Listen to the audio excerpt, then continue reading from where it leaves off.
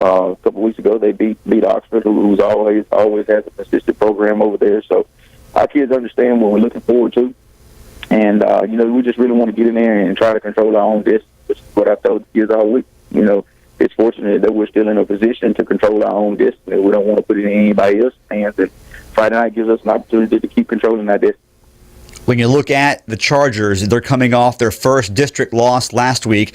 They had a rough night against Tupelo, but it appears as if everyone will have a rough night against Tupelo this year. I know they had some injuries during that game, and that probably led to the lopsided score. But when you watch film of Southaven, what kind of a team do you see? Just a very well-coached team. They're really athletic on offense. They've got a couple of receivers that really make them go. The quarterback runs it really well. Those guys really get after it on the offensive side. And defensively, they're really sound in their technique. They don't do a whole lot. They do bring a lot of pressure from different spots of the field. So we've got to do a good job of picking up blitzes. We've got to establish our running game, which is something we've just not been able to do over the last couple of weeks. And I think if we could get our running game going, I think that's going to, in turn, kind of lead to some things for us on the offensive side of the ball. When you look at some keys to the ball game, Coach, offensively and defensively, you've pointed out some already. If there's one key on the offensive side, one key on the defensive side, in order to win this ball game against Southaven, what are they? Offensively, we've got to be able to run the football. That's a staple of our offense. That's just what we want to do, and that makes everything else go for us. If we can run the football, then that's just going to open up some things for our quarterbacks and able to kind of throw the ball down the field a little bit. Defensively, it's the same thing every week. We just got to eliminate the big play. That's one of the things.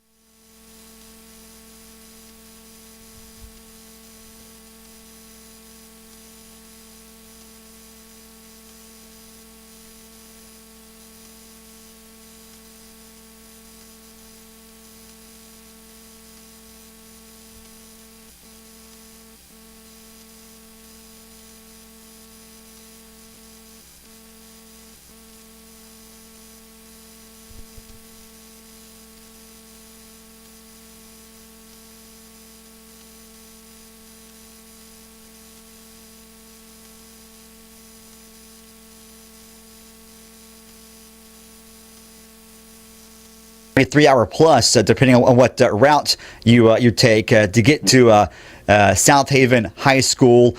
It's hard, I would imagine, to prepare some of the young guys for a road trip like that. Rather unique schedule, I would imagine.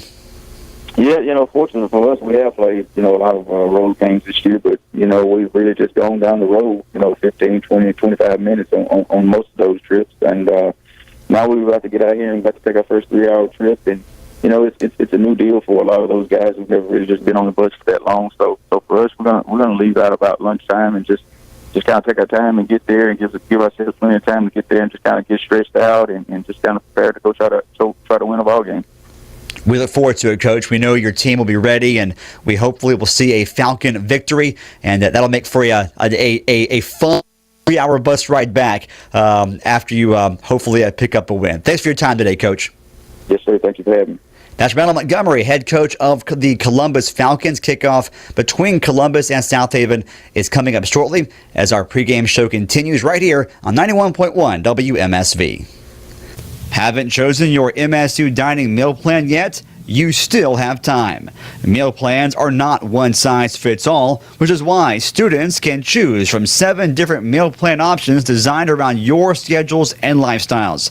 They offer 23 on-campus locations with hours ranging from 7 a.m. to midnight for maximum flexibility around your schedule. They also offer 2 faculty and staff meal plans that are payroll deductible and never expire. You can check out the dining options online at msstatedining.com.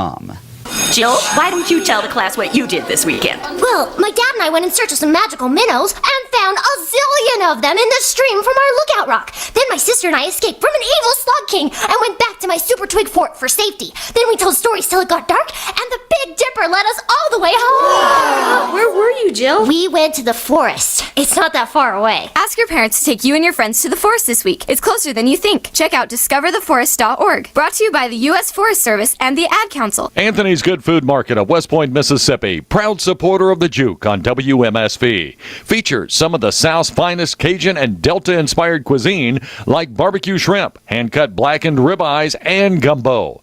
Plus, for live music fans, every Wednesday night, it's the Midweek Mojo, featuring musical performances from 7 until 10. Anthony's, established in 1936, is a brown bag establishment, so feel free to bring your own bottle of wine or spirits to enjoy with your meal. Anthony's Good Food Market, located at 116 Main Street in West Point, Mississippi. Reservations are recommended on weekends, 494-0316. Anthony's, now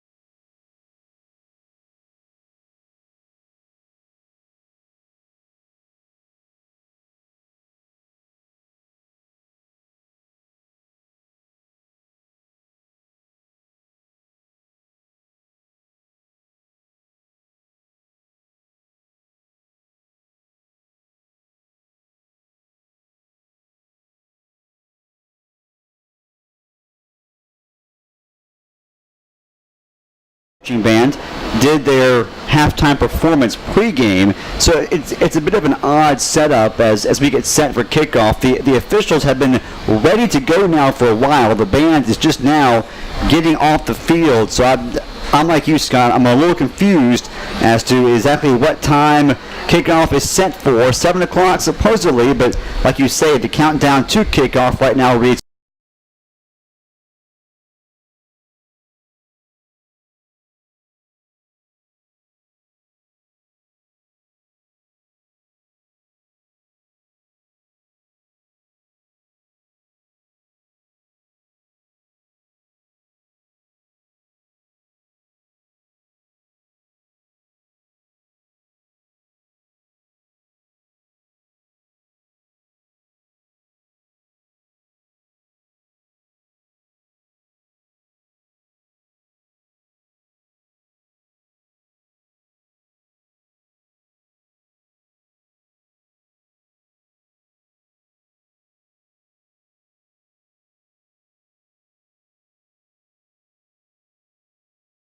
Tupelo. Coming in at 1 and 2, you have a tie between Oxford and Columbus, and then Hernando and DeSoto Central both still looking for their first Region 1 6A victory, which means, looking at the schedule tonight, very important games. This Columbus and Southaven matchup, really, these two teams might be the two top contenders for that fourth playoff spot. Horn Lake and Tupelo, pretty much it's a foregone conclusion. One of them will be one, the other two. Looking at how the schedule shakes out, South Panola appears to be the top contender for the third spot, and then of the 4 spot contenders, these two probably are your two best options, which makes this game tonight almost a must-win for each team, the Chargers and the Falcons. Hernando at DeSoto Central, so somebody will pick up their first region victory of the year tonight, just down the road. Oxford at Horn Lake, and then Tupelo at South Panola, big one there in Batesville. The good news is the 2 ranked opponents in the region are already behind Columbus, but the bad news is 3 of the final 4 are on the road, and anytime you play on the road, it's obviously a more difficult challenge. Next Friday night, Oxford at Falcon Field for senior night, but that is the final home game of the season, and then back-to-back road trips to South Panola and Hernando. Elsewhere in the area tonight, a lot of teams playing closer to their homes. I'm jealous. As we discussed on the road trip here, several big ball games, including West Point at home tonight with Olive Branch. Both teams are 7-0 there.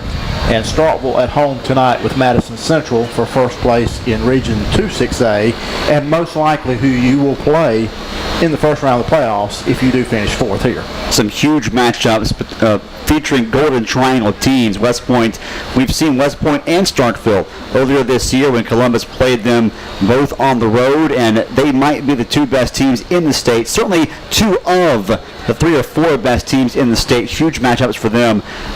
Tonight also New Hope at Lake Central. You've got, as you mentioned, West Point and Starkville big time games at home. Kosciuszko hosting Knox City County. Aberdeen at Hatley. You got Hamilton hosting Sebastopol. Amory at Shannon. Forest hosting Louisville. Big game in the MAIS. Starkville Academy at Heritage Academy. Huge rivalry game in Columbus tonight. Winston Academy is at Leake Academy. Oak Hill is hosting West Memphis, Arkansas. Columbus Christian is hosting Lee from Arkansas, and Victory Christian is hosting Tuscaloosa Christian. I'm now happy about our trip after hearing West Memphis, Arkansas at Oak Hill Academy. Now, the good news, though, for West Memphis, when the game ends, there's now Arby's in West Point. That's good news for anyone in the Point City. It's not all negative there. Win or lose, you get to go away with some hot roast beef. But 2 tonight. weeks left in the Academy regular season, believe it or not. Starkville and Heritage are both 7-1, and they're both undefeated in the district, so this will decide 1 and 2 in that district tonight, and then next week's the final week of the regular season. So that's hard to believe that we're to that point, but we are to that point. This on the field has looked like recess. You remember in 3rd grade when they just rang the bell and everybody went in different directions? The band has been on one side and then the other side, and then some members left and went, I don't know, somewhere behind the scoreboard. And it has just been chaotic. The officials did go to midfield. Everybody looked at their watch, and then they gave up. I think it's kind of like surrendering to the situation here. Supposedly, we have 9.5 minutes to go on the scoreboard before kickoff. We are supposed to kick off though in 3 minutes. Now, Columbus has come back out from the locker room. They are headed out to the field. We have the lights on at the soccer complex here that is illuminating that area in which Columbus is coming out. Southaven's captains have come out. Their players have not come out yet. And the officials are standing at midfield, and the band is still on the field. They're going to welcome Southaven through its run-through, and I'm going to assume play the national anthem while they are on the field as well. And so while we continue our countdown to kickoff, we will take this pregame break. Columbus and Southaven upcoming. This is Columbus Falcon football on 91.1 WMSV. You know the scene in those popular TV crime shows when the investigators show up? The one where they scratch their heads while trying to figure out who committed the homicide and when? At Mississippi State University, we're solving mysteries behind real-life crime scenes with forensic research that's a first of its kind. Teaming with microbiologists from around the country, we're examining microscopic bacteria that can help solve real murders. So far, our partnership with a major metropolitan medical examiner is yielding results with more than 200 real-life crime samples analyzed. We're learning how microbiomes change and relocate, uncovering evidence in criminal investigations by better pinpointing time of death. Way more exciting than being a TV detective. We're finding crucial answers when they're solving mysteries with science. That's worth watching.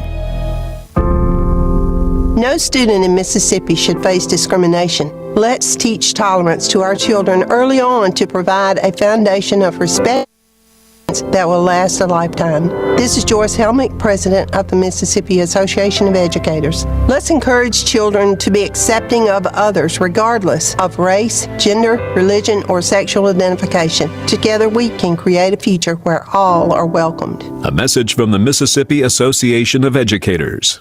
The programming heard on WMSV 91.1 FM is brought to you in part through support from the Columbus Municipal School District.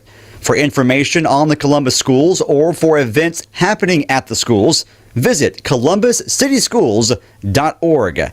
One team, one Columbus. 91.1 brings you engaging interviews with today's leading AAA artist on Conversations from the World Cafe.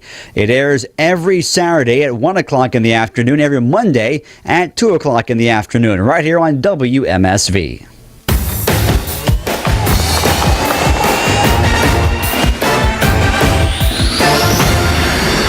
Alrighty, we are back at Southaven. The Southaven captains have come to the field. The Columbus captains have come out as well. The Columbus team is also on the field. We are awaiting the rest of the Southaven players, and they're now coming through their walkway as well onto the field. We are apparently going to kick off probably 7 to 8 to 9, 10 minutes after the start of the 7 o'clock hour here tonight. But nonetheless, we will find a way to get it done, and I'll hopefully pack up a victory and take it back to Lowndes County for the Columbus Falcons tonight. The Columbus captains are, as they have been throughout the year, Chris Taylor, Quintrell Lyons, Josh Gray, and Derek Jordan. And they are now at midfield meeting the officials and meeting their counterparts from Southaven.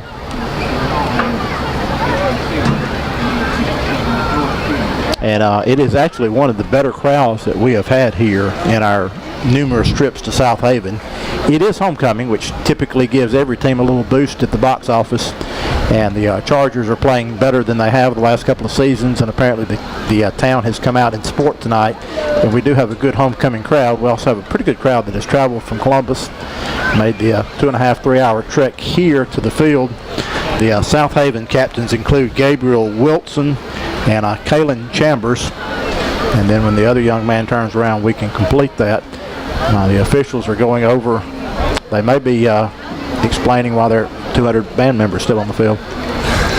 Yeah, a bit of an odd situation. I wonder if you're going to see, we haven't seen a yellow handkerchief yet, Scott, but we have seen in similar cases to the one we have tonight, the home team penalized delay of game on the opening kickoff. We'll see if that comes into play at all, because we certainly are going to be at least 5, if not more, minutes delayed in the opening kickoff of this ball game tonight. The other captains for Southaven,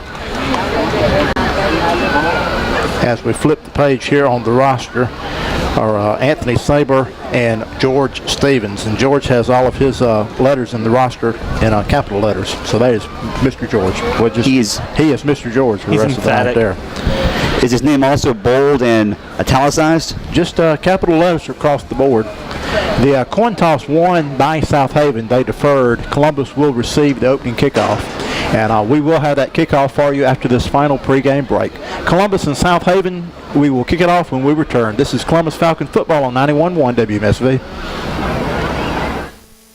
Many seniors live active and healthy lives, but there's no getting around the fact that as we age, our bodies change. There are things you can do to stay healthy as you age, including maintaining a balanced diet, staying active, and preventing falls, and most importantly, getting regular checkups. OCH offers the programs and services you need to address senior health issues. We're committed to health and healing, and whatever stage of life you're in, OCH is here. We know a healthy life is a happy life.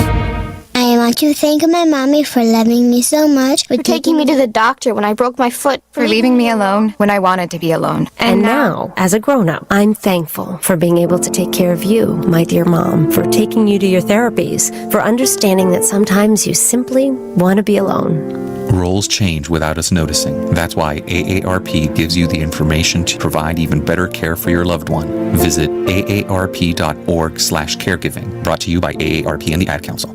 Are you searching for an opportunity to earn an advanced degree but can't attend class on campus because of work and family commitments?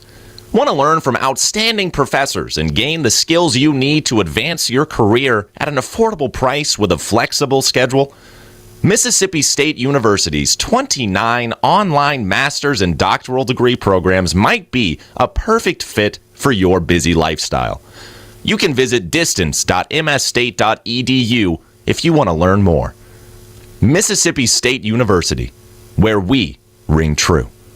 Join us every Sunday night at 11 for an hour of Bill Street music. It's Bill Street Caravan, part of the Juke here on WMSV 91.1.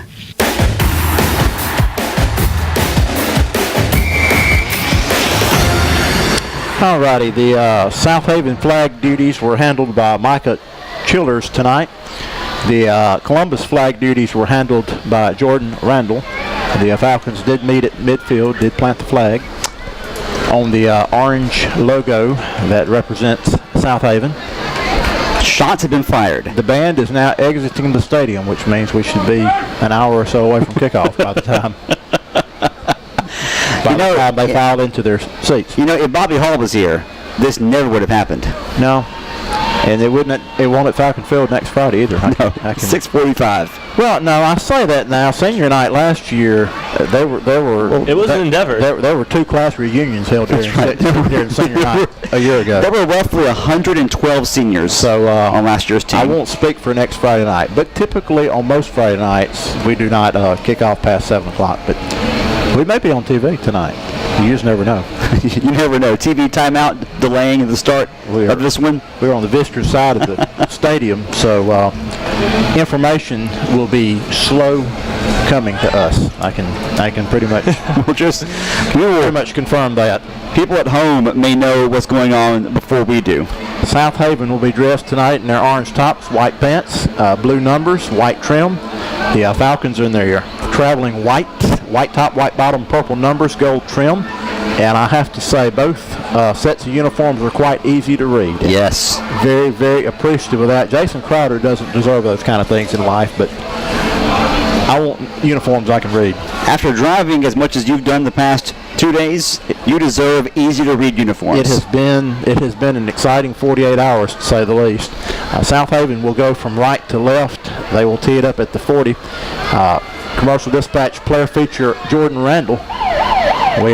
He promises a kick return by the end of the year.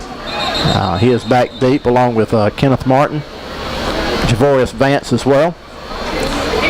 And needless to say, we were ready to kick off and they blew a whistle. Yes. The referees have been sitting here for 20 minutes and they apparently still were not quite ready. Now we're ready to go. Okay. We think. The officials have given the readiness. Here is the kick. It is high end over end. It will bounce at the 20 and go out of bounds at the 10-yard line. And the Falcons will have the first advantage of the night with the kickoff out of bounds. My prediction holds. The Southaven kicker is not on the roster. And, there you go. So that young man kicked the football out of bounds. Which means he will stay off the roster for at least one more week. The weekly kicking update provided by Allstate Insurance from Jackson Ledford said the Southaven kicking was no bueno, not up to par in the pregame. So, and Jackson knows his high school kicking. I do. So we will see what that holds for us. Columbus will start first down and 10 from its own 35-yard line. And we will get this football game underway. Behind center tonight is the junior, Latarius Stowers, quarterback, 8 touchdown passes on the season. He's joined in backfield by Patrick Jackson and Derek Jordan, and the first down carry goes to Derek Jordan, and it's not for much of a gain at all. In fact, they're going to spot it as a 1-yard loss. And Anthony, the thing is, when you're on the road, you want to start fast. Yes, you mentioned in the pregame, Scott, our extended pregame tonight, that getting off to good starts has been the key to victory for the Falcons. Second down and 12 after a 2-yard loss officially, and Stowers is back to throw, throws it in the flats, and the pass is complete, and that is Patrick Jackson who goes down with it. They rule it incomplete. Yeah, late. It was hard to see, but the line judge right in front of the Columbus sideline, hard for us to see, but he came in late and ruled incomplete. Okay, we mentioned in the pregame, Latarius is supposed to be able to throw the football tonight, but will be limited with some of his movement as he battles back from the shoulder injury. Here on 3rd and long, the pass is underthrown. Javorius Vance was the intended receiver, and Columbus will quickly go 3 and out. And the Falcons will rely on their defense if they are going to get a fast start tonight. Now, Chris Taylor is in to punt. He is the senior, handles all the kicking duties for the Falcons, and has had quite a good 3-year career with Columbus. And he will be kicking off of his green shoe, standing around the 20-yard line, and hopefully he'll get some pepper on this kick. Here's the snap back, and it's a high end-over-end kick, and it will go out of bounds, and a cheerleader scatter. That's not a good kick. No, that was not what Columbus was looking for there. And Columbus, the cheerleaders had to seek shelter there when the ball bounced out of bounds and landed on the track area. And we'll see. The officials will have to guesstimate where that went out of bounds at. It's going to be at the Columbus 46-yard line, about a 12-yard kick. Yeah, and that's unusual for Chris Taylor. Yeah, and unfortunately here of late, it's been feast or famine. If the night has started off as a struggle, it has continued. But certainly kicking will be important tonight, and hopefully Chris will regain his confidence and be able to help the Falcons out of some tight spots tonight. 1st down and 10 from the Columbus 46 for Southaven. Here is the handoff, and it goes to Hurt, number 24. Is that Amati? I think it's Amati, yes. Amati Hurt, and the tackle was made by Dante Gillespie, and that is a 1-yard pickup on 1st down. I have a magnifying glass I have at work, and I just need to bring that one week. That would help the situation tremendously. Here is the 2nd and 9 play. It's a pass over the middle, and simply dropped by the intended receiver. Kenneth Martin was in the defense area for the Falcons, and that was intended for Cedric Owens, who was unable to come up with the catch. He was open too, a little short curl route, and he would have been tackled immediately. Maybe got some alligator arms on that one. The Chargers now facing a 3rd down and 9. Here is the snap back to the quarterback. Heavy pressure, and Columbus is going to take him down.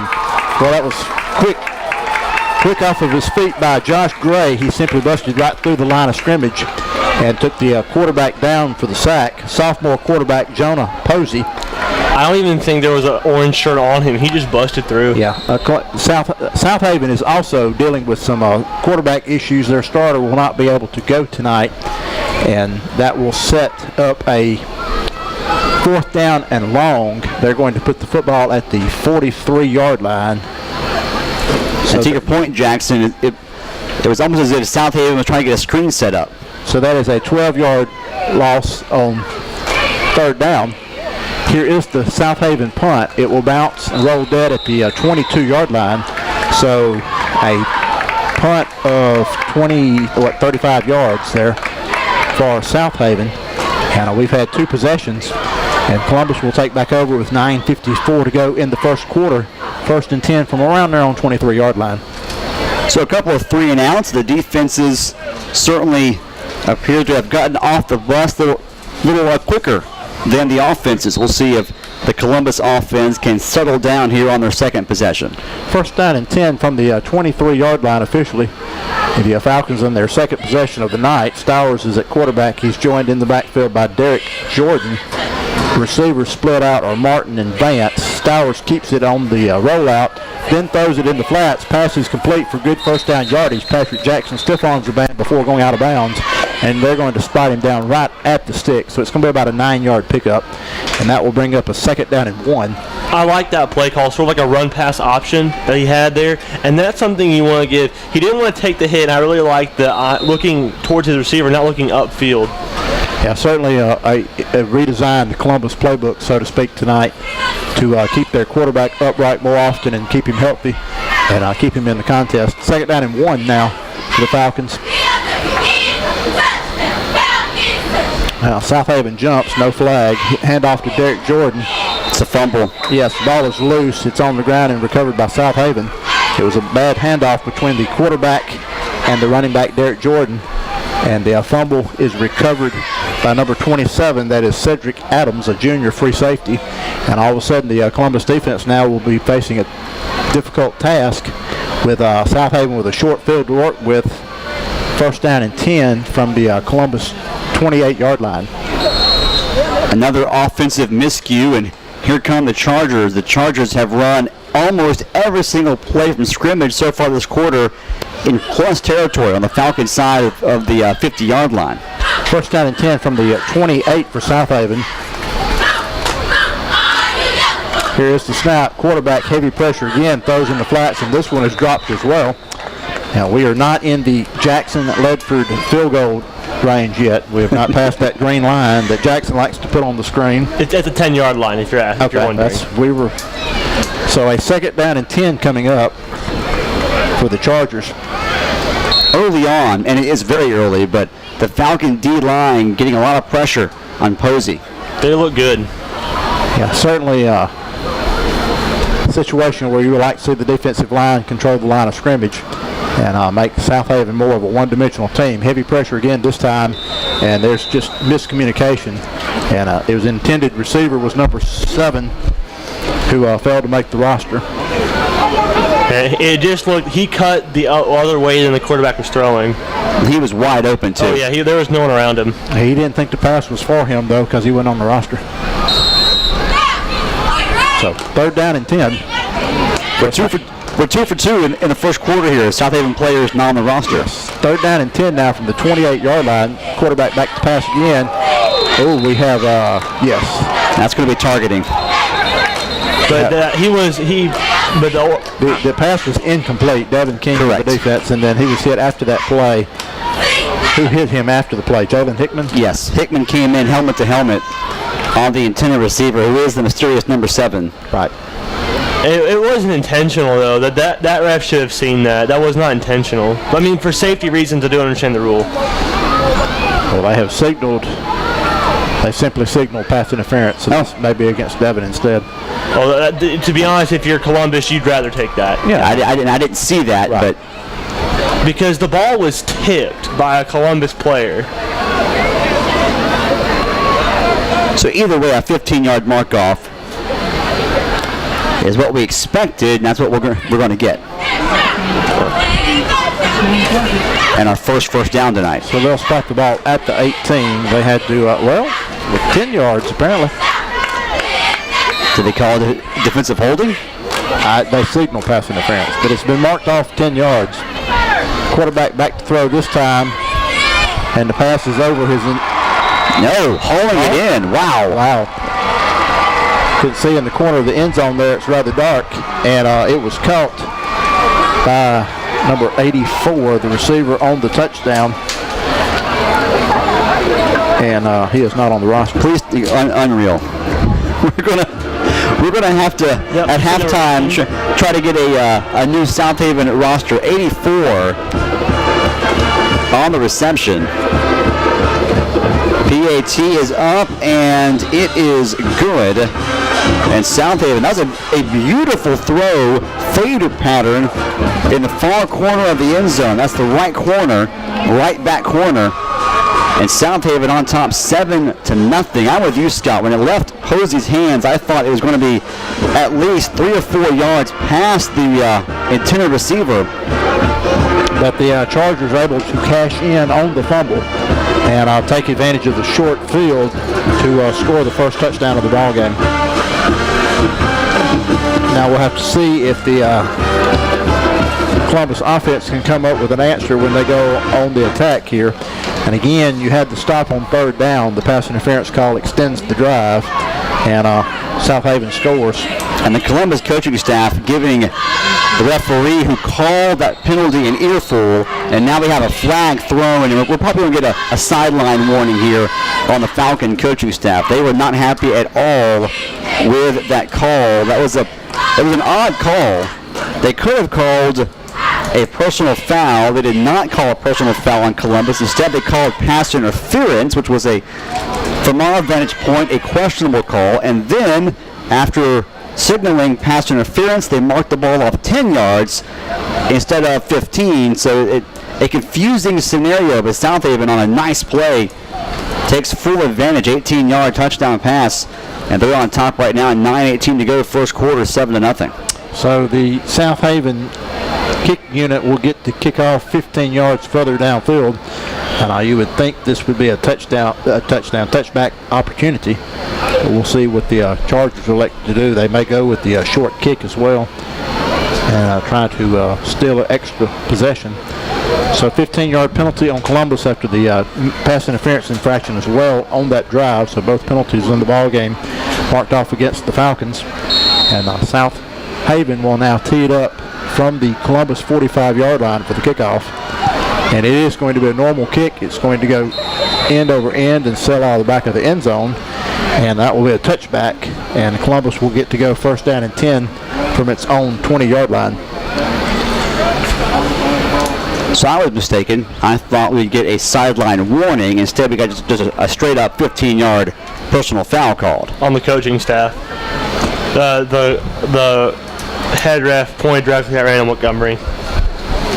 Again, the Falcon coach is unhappy with the penalty called against, we suspect, Devin King on a third down play that extended the Southaven drive, led directly to the first touchdown of the game scored by Southaven. Columbus will work now first and 10 from its own 20 in the third possession of the ball game. This time it is a handoff around the right side, and that was Patrick Jackson on the carry. Good hard running on first down and picks up about 5 yards. It was misdirection, faked the handoff to Derek Jordan and then gave it to Patrick around the right end for a 5-yard pickup. So second down and 5 coming up. Jalen Craddock, the sophomore, has went at quarterback each of the last 2 games for Columbus, waiting for Stowers to return to the lineup. Second down and 5. This time Jackson is not going to get anything as Southaven stops that back behind the line of scrimmage for about a 2-yard loss. It will be interesting to see if the Falcons elect to go with any Wildcat formation tonight. They also did that against DeSoto Central when Stowers was hurt in the first quarter. But they went with Craddock the entire ball game each of the last 2 weeks, trying to get the sophomore some experience, some reps against 2 of the better defenses in the state. Certainly the Tupelo front 4, probably the best in 6A. A 3rd and 7 play. This time Stowers throws it off his back foot. Intended receiver was Vance. It's incomplete. And Javorius was actually open past the first down markers. And certainly this is not a situation you want to see, Anthony, with the Columbus offense stuck in neutral here early in the ball game.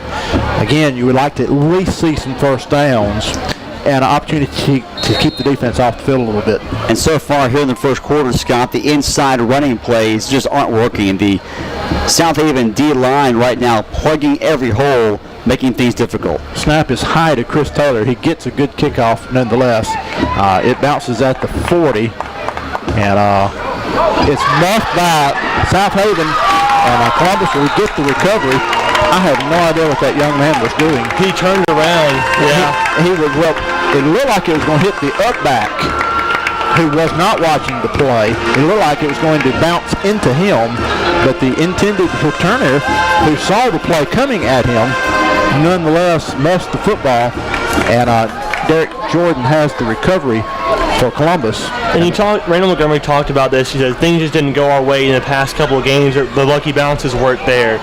You have a lucky bounce, do something with it. You do. Now, there may have been pepper on the ball and the returner sneezed. that could have. That very well could have happened. Could be a scenario there. First down and 10, Columbus. They will run it from the Southaven 28-yard line. A huge moment right here. Early on, I know, but a huge moment in this ball game for the Falcons.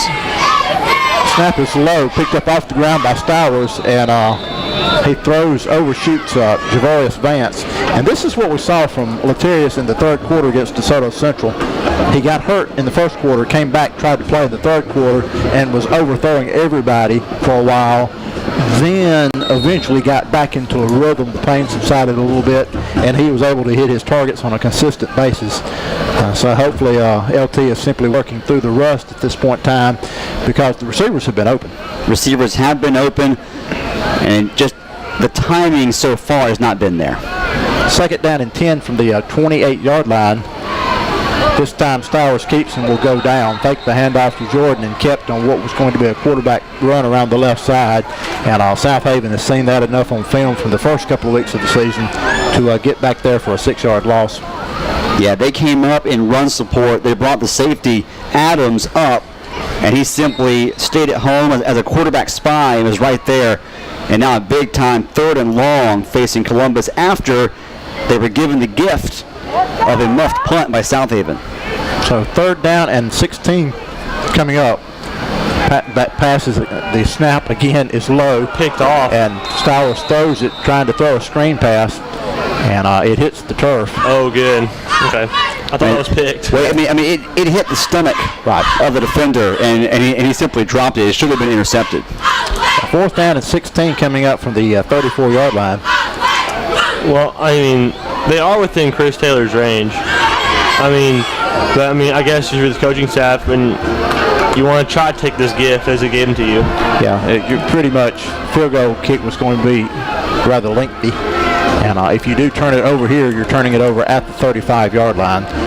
The snap to Stowers, he throws it in the flats, and the intended receiver, again, the pass is underthrown. It was for Kenneth Martin. And Southaven had a chance to intercept, but did the right thing by simply batting the ball down, because that's a gain of field position.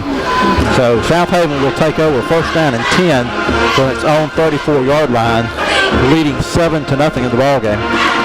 And right now, we mentioned in the pregame, long road trip sometimes takes a while to get going. Right now, the Falcons look like they're just having a difficult time getting focused and getting their intensity level to where it needs to be. 1st down and 10 now from the 34-yard line. Back to pass. It's complete in the flats to number 7. He's taken down by Kenneth Martin and Devin King, but not before picking up about 7 yards on that play. Maybe Southaven got new uniforms and forgot to change the numbers. 2nd down and 3. Again, pass is in the flats and forced out of bounds shy of the 1st down. That's not a very good spot. That's the exact same play. Yeah, it's going to be shy of the 1st down by a couple of yards. Real quick, back to that 4th down play. I like the play call. You're in no man's land, so throw it deep. Try to get at least a pass interference call. Get the 1st down. Just good defense there by the Chargers. 3rd down and 2. That's not a very good spot there on that play. 3rd down and 2. Short yardage situation. Man. Back to pass. Wide open and not making the catch. That was Delvin Ray. That was a gift. Yes, he had found busted coverage in the Columbus secondary and was streaking toward the end zone and unable to. Sometimes you go on the road and you don't pack your charger. Well, he went on the road and didn't pack his football.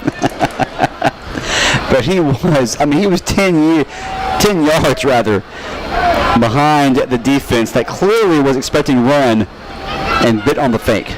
So a 4th down and shorts, and Southaven will line up in punt formation and fake this. I figured that was coming. And they'll go up the middle with it and pick up the 1st down. You could tell Columbus was certainly ready to defend the kick and not ready for the run. And that's why I think after Tupelo did that to him. Cedric Owens on the carry. 1st down and 10, Southaven now from the 47-yard line. And that was a well-designed fake. 4th and short. They needed 2. They got 3. 6:17 clock running in the first quarter here. 7-0 Southaven. And the Chargers with the ball at midfield. Here's the running play, and it is stopped for about a 3-yard gain. To show you just what this game means to Southaven, going for a fake punt in their own territory in the first quarter of a game they're winning. And the band is now seated. It took a little while. Took them about 45 minutes to all get in there. 2nd down and 7 from midfield. Quarterback fakes, throws, and off the fingertips of his intended receiver in coverage for Columbus was Isaiah Karam and Devin King. And Posey's intended receiver was Delvin Ray.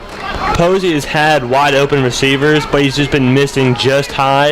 And that ball was tipped, and if a Columbus player had been right there, it could have been a pick six because it was downfield, like wide open. 3rd down 7 from midfield. The Columbus defense again trying to get the stop, trying to get possession back for the offense. Here with the ball at midfield. Movement, no flags. Heavy pressure again on the quarterback. And again, Columbus almost comes up with the interception. Devin King will get one tonight. I'm feeling it. I don't think Jordan Randall will get a kick return because I don't think the kicks will get back to him. Preferably Southaven doesn't kick off again. That was Dante Gillespie for the Falcons off the edge on the quarterback rush that resulted in a short throw from Posey. Big stand right there by the Falcon defense. So now, after the dress rehearsal, Southaven will attempt to punt again, and this time the kick goes high end over end, and Randall takes it on the bounce at the 11 and goes out of bounds around the 18-19 yard line. Yeah, perhaps ill-advised, but you said. No, it's coming. All year long, he's been telling us, I'm going to return a kick of some kind, and he's been very aggressive in that role this year. In kindergarten, they say put the Play-Doh away, and that doesn't mean that Charlie isn't going to go in there and find it and play with it 5 more minutes before his mother picks him up. That's just how it works. You're fixing to go through all that. Get ready. I am. We are. My wife and I are eagerly anticipating. 1st down and 10, Columbus from its own 19-yard line. They need to start marching the band back down on the field for halftime. They may not get on there in time. 1st down and 10 from the 19-yard line. Falcons trying to find some type of offensive momentum, and this time it's a carry up the middle, about 5 yards. Good hard running. And that was Patrick Jackson on the carry. Patrick's kind of been the forgotten man for the most part, with Derek Jordan getting the bulk of the rushing carries this year for the Falcons. But certainly Patrick's had his opportunity tonight. 3 carries already here in the early going. And that was the best run so far tonight for the Columbus offense. 2nd down and 5 from the 24-yard line. Here is the handoff around the right side. Derek Jordan makes a man miss, pushes the power forward, and will be right at the 1st down sticks. And I believe they're going to give it to him. We'll see after they unstack everybody. Halftime, Jason Crowder will stop in and preview the Southeastern Conference for us. Mississippi State, of course, tomorrow morning at Davis Wade playing BYU. Ole Miss is in Oxford tomorrow taking on Vanderbilt. Alabama is playing Arkansas. There are other words for what they'll be doing to Arkansas, but we'll just, for now, go with playing. Playing is the appropriate term. And Jason will be previewing those games for us. Again, we will have that coming up here at halftime. The 1st down was given on the Derek Jordan carry, so that'll be a 5-yard pickup there as well. And Columbus will scrimmage 1st and 10 from its own 29-yard line.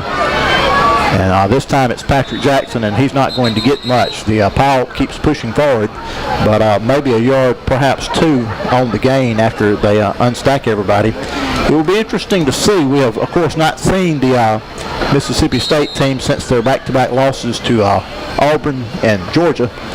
Opportunity to get back home, play back-to-back home games. Kentucky next Saturday. And certainly a team worthy of a bowl game this year. Certainly a team with a high talent level. And hopefully they'll get back tomorrow and play in front of the home fans and be energized and can put a positive spin back on things. 2nd down at 8 after a 2-yard pickup. Stowers throws in the flats, and this time Kenneth Martin simply can't come up with the catch. That was classic getting ready to go upfield before securing the catch syndrome to bring up 3rd and long. So 3rd down and 8, the Columbus offense still without a 1st down, I believe. Well, just the one here in this possession. They did not have one coming into this possession. But did pick one up, back-to-back 5-yard gains here. Both teams with 1 turnover in the ball game. Southaven with the only points. They're leading 7-0. 3rd and long, heavy pressure, and Stowers will go down. And that was really with a 2-man rush. It really was. It was sort of like a stunt move, and no one picked up the guy coming over. It will be interesting to see. I don't know the answer to this. I don't know how much practice time. I know as of Tuesday, Stowers has still not been cleared. They thought he would be, but had not been. So I don't know how many reps he got in practice. I don't know how many days he dressed out and all that kind of stuff. Columbus, of course, out of school as well earlier in the week due to the holiday. So questions we don't have answers for, but certainly an offense that's been out of rhythm so far. Punt caught at the 45 and up to midfield, and that's where that play will end. And that's going to go officially a 34-yard punt for Chris Taylor.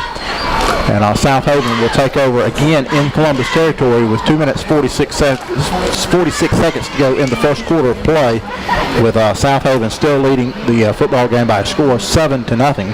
1st and 10 from the 49. It's been interesting. It's been a mixed bag. The Columbus defense has had an opportunity at some picks, and the Southaven, of course, has the only points in the game. But certainly they've had some plays that they've missed as well. They have been the beneficiaries now 3 of their first 4 drives beginning in Columbus territory, including this one. Snap back, quarterback throws in the flats, and simply it's a pitch and catch situation. If this was baseball, their fielding percentage would be about 750 right now. Zacharias Towns, the running back, simple swing pass to the halfback, and Posey threw it about 2 yards too far in front of Towns. So 2nd down and 10 coming up. I caught your baseball reference, by the way. Yes. That's what we're here for. That's the game where they say don't play salt or pepper, behind home plate. The quarterback draw this time goes nowhere, and taking him down is Josh Gray, one of the senior captains on the Columbus defense. He always competes, plays hard, and Josh gets back down there for his 2nd tackle for loss tonight. And certainly Columbus has had the better of the line of scrimmage tonight. I was going to say, both teams' defensive lines right now beating up on the opposing offensive line. So 3rd down and 14, clock running. We're at 2 minutes to go here in the first quarter. Snap to the quarterback is high. It's a handoff. And the running back is going to be stopped for no gain at all. A lot of pushing and shoving after the whistle, and certainly what you don't want to do when you've already got the 3rd down stop here is be called for a personal foul. But the officials get in there and clean everything up and stop the play in time, and that was Amani Hunt again. Hurt. It is Hurt, right? It is Hurt, yes. Hurt. The junior 5'7" running back. So 1 yard gain on that play. And Southaven will again line up here and attempt to punt the football away. On a 4th down and 13, snap is extremely high over the punter's head, and he's going to go back and fumble it himself again. And Columbus is going to Southaven will get on the football, but Columbus will take over on 4th down. Another huge break. Huge break. Gabriel Wilson got back there and got on the recovery for Southaven. And Scott, that's going to be a loss of exactly 40 yards. They're going to spot the football where on the... Maybe 50 yards. It's going to be all the way at the Southaven 7-yard line. Spot the ball at the 7-yard line. That is insane. It is. Special teams miscues have plagued Southaven. Now can the Falcons cash in on a golden opportunity? So with 1:16 to go in the first quarter, Columbus will run it 1st and goal from the 7-yard line. And I'll simply need to keep it on the ground here and try to push it in. But on 1st down, Derek Jordan is stopped behind the line of scrimmage for about a 2-yard loss. The Chargers defense is ready for the running attack. They clearly have worked on this in practice. And we talked about it earlier, Scott. The Southaven defense certainly good enough to give the Falcons some fits, and they are doing that here in the first quarter. Well, again, and you have no passing threat right now. And until you complete some balls and put that threat into your playbook, this is going to continue. The second down pass play is knocked away in the end zone. It was intended for Voice Vance, and it was knocked away by the Southaven defender. And it seems that Southaven, I want to call them South Central, but I know they're not. It seems that Southaven, they're playing man on. They're playing without a safety. Right. And so the middle of the field is wide open. Now they're putting a safety back, but they're blitzing every time. Cedric Adams had the fumble recovery earlier. He had the pass deflection there. The 3rd down play this time goes to the end zone. A lot of pushing and shoving. And Kenneth Martin with the catch. Touchdown Falcons. He appeared to be out of bounds, but apparently the officials, of course, much closer to the play than we are. They signaled that Kenneth was in bounds. Both teams shoved. There was shoving coming and going. But Latarius' 9th touchdown pass of the year, and the Falcons are on the board. Scott, that was a circus catch. That was. I'm not sure how Martin came down with that ball, honestly. So officially 10 yards on the touchdown pass. Chris Taylor will be on to attempt the extra point. Snap's horrible. Kicks up, though, and it is good. Chris has overcome that. And it's like going to Waffle House. IHOP rather, and they don't have grits, but they offer you toast. Sometimes you just have to overcome things. Sometimes you have to overcome the hurdles placed in front of you and avoid lots of pepper. 33 seconds to go first quarter. We're tied at 7. The Columbus kickoff after this. Columbus Falcon football on 91.1 WMSV. MSU iPrint provides network access to your authorized printers. This service allows you to send documents to on-campus printers from anywhere that has internet access. Especially for students, color and black and white laser printers are available via iPrint in the open computer labs for a nominal per-page fee. Go to iprint.its.msstate.edu for download and installation instructions.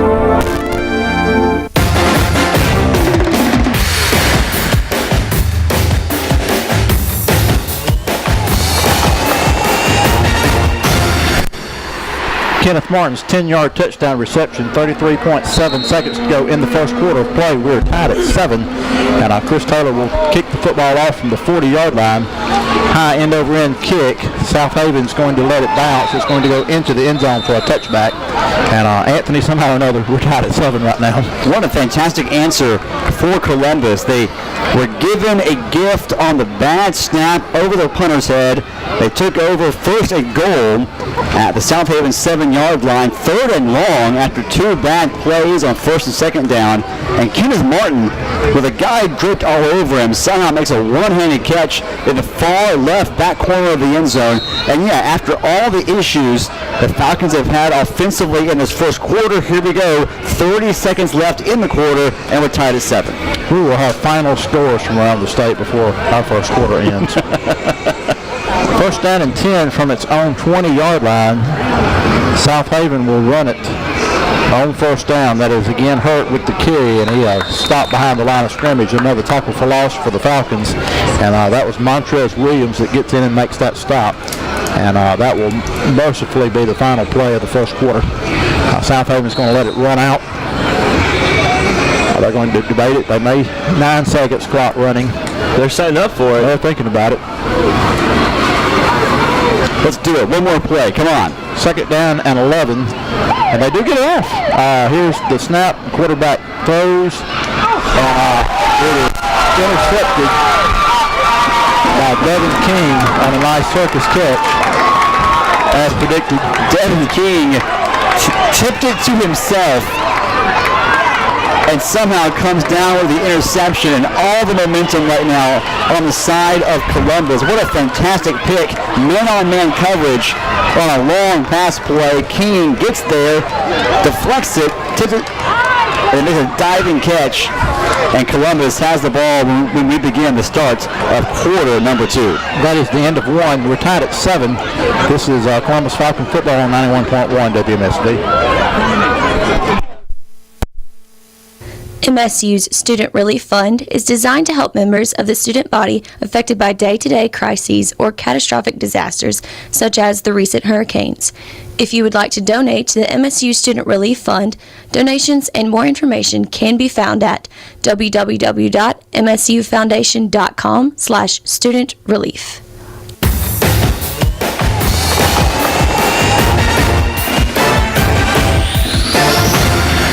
Alrighty, we get set to go with the second quarter of play here at Southaven. And I can't remember which color I'm doing the Falcons in tonight. Red? Falcons are in red. I cannot believe that he made that catch. That was the most athletic grab I've seen all year. Yeah, excellent offensive catch by Kenneth Martin. Excellent defensive catch by Devin King. And Southaven, they could have let the clock run out on the first quarter. Instead, they get one more play in, and they throw the interception. It was a good play call, though. Initially, the wide receiver was open. The ball hung up there by a second too long, and King was able to catch up and make a fantastic individual effort to deflect the pass and then make a diving interception off his own deflection. So 1st down and 10, Columbus. They'll go from its own 44-yard line here to first play of the second quarter. Snap is low. Stowers gets it, goes around the left side with it, and he's going to be taken down right up the line of scrimmage. And the Falcons are having a difficult time, again, blocking the running game, getting blocks from their tackles to spring the running game and get it in gear. And that was Cedric Adams, who's now made a couple of nice open field tackles for Southaven on that last stop. West Point leading Olive Branch 21-0 tonight in the 8 minutes to go in the half at Hamblin Stadium. 11:27 clock running here, 7 all. Stowers back to throw, passes, skips, and it's intended for Javoris Vance, who had an opening there. Yeah, the quick slant was open, but Stowers, and this is to be expected, 2 weeks off, a throwing shoulder injury. Those quick slant passes have been short this entire first half. So 3rd down and 10 coming up. Falcons, after the interception, trying to do something with the turnover there. Second turnover of the night, and then the whistle stoppage of play, and I believe Columbus. Yeah, the Falcons. False start on Columbus. The Falcons with a fumble recovery tonight, interception tonight, and then the turnover on downs when the snap went over the Southaven punter's head. Well, if you look back at Southaven, it was that first punt where they sort of got rattled, and then one after that, they did it again. And then it seems like when one thing's happened, it does affect your team. And we see Columbus, after those 2 plays, their defense gets more into it. All 3 penalties tonight have been on the Falcons. Stowers back to throw on 3rd and long. This pass is on the money, and it is complete up to about the 49-50-yard line. I got lost in the humanity. Who caught that? Vance? I believe it was Vance. We're waiting for the pile. It was Javoris. Okay, out to the 49-yard line. So a 10-yard gain. So that'll bring up 4th down and 5. And finally, we saw Latarius throw it on the money. And he had 3 orange jerseys right in his face. Did a good job to simply get that ball away and hit his open man in stride. But 3rd and 15. Yeah, needed it to have been 3rd and 10, and then you'd have been in business there. But the false start pushed the Falcons back. Chris Taylor will stand on his own 37, and we'll have another stoppage of play. Play clock expired, I guess. Yes, delay game coming up on the Falcons. They'll be a 5-yard mark off, so it'll be 4th down and 10. And certainly Columbus has been its own worst enemy so far in this one with every penalty tonight that's been called so far. And the layup game on a punt, the layup game on an extra point, those are the kind of things that really irk a coaching staff. So Chris Taylor will now stand on his 32 and punt the football away. It is an excellent kick. And it is going to bounce at the 20, roll to the 15, maybe. It hit at the 16-yard line. Devin King downs it there. There was not much roll to it once it hit. And that will go officially as a 40-yard kick for Chris. And again, Columbus has now flipped field position. And certainly Southaven's offense has been struggling after the initial touchdown of the ball game. And you like to see the Falcon defense pin its ears back and just apply the pressure here with Southaven starting on its own 16. And obviously the worst starting field position for any of Southaven's drives in this first half.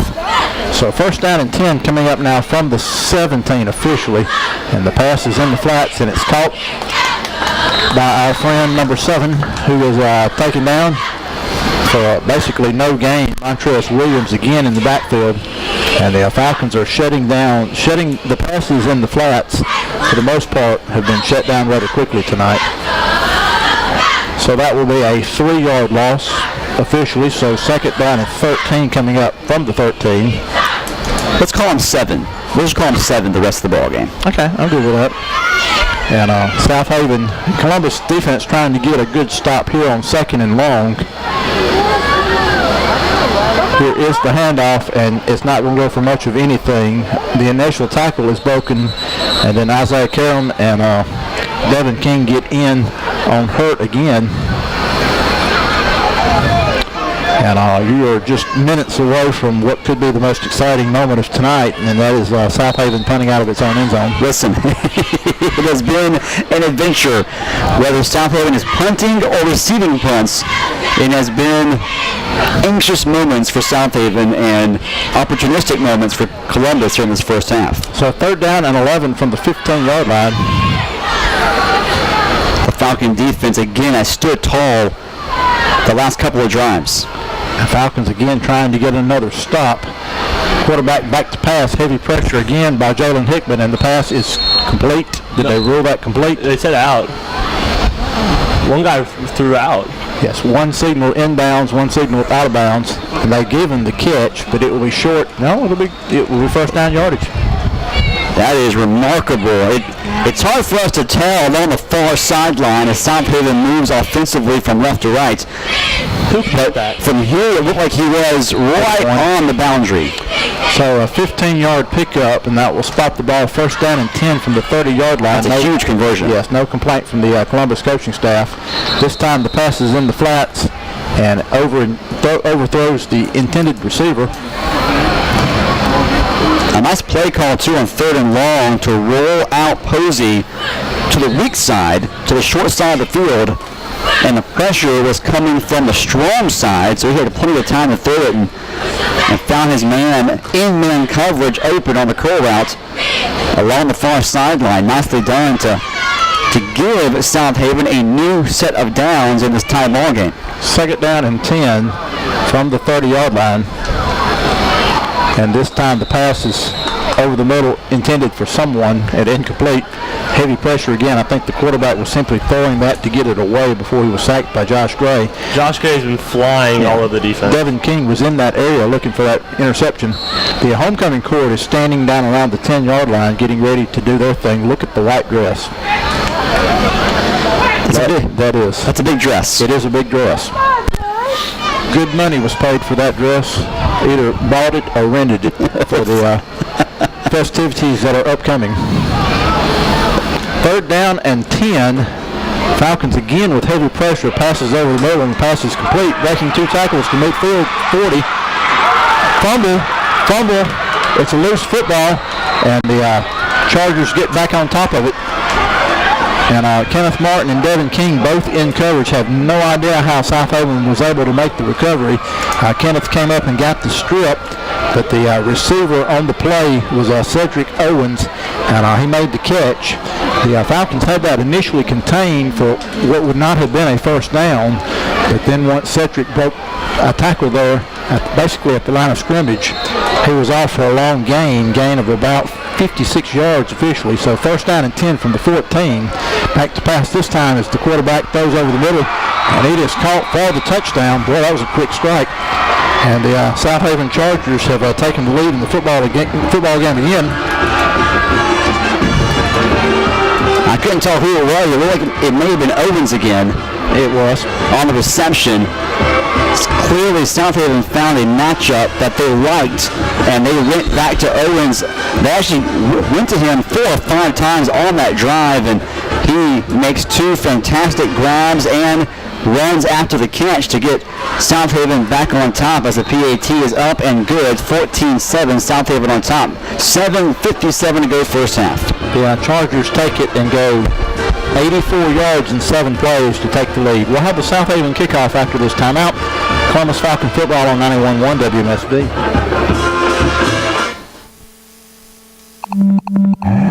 Imagine a car designed to travel 100 miles on a single gallon of gas. Engineered to lead the way in energy independence. It will inspire you to rethink how cars actually work. Imagine the car of the future. We are at Mississippi State University, where we ring true.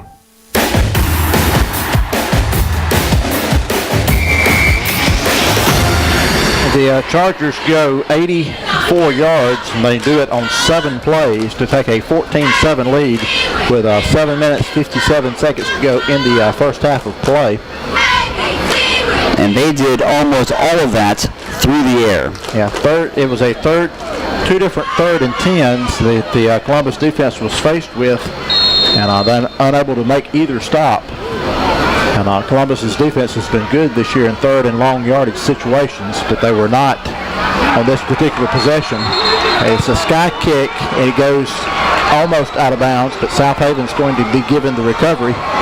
And again, Columbus caught napping on the kicking game, and the Chargers will take the football over on the Falcon 35-yard line.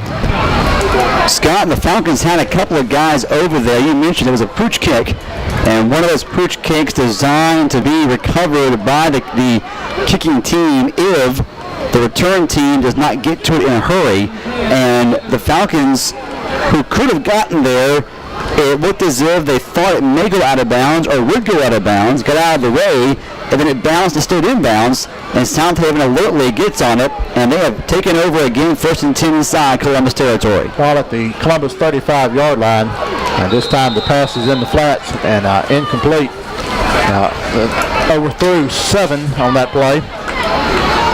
Well, 7's been a busy man tonight. He has. Jordan Randall took him down after the play, and I was afraid they were going to give a late hit because that ball had already cleared the playing field when Jordan made that tackle. He just wanted them to know who was boss. He was. Tony Danza, right? Yeah. 2nd down and 10. Southaven now from the Columbus 35-yard line. Snap is high.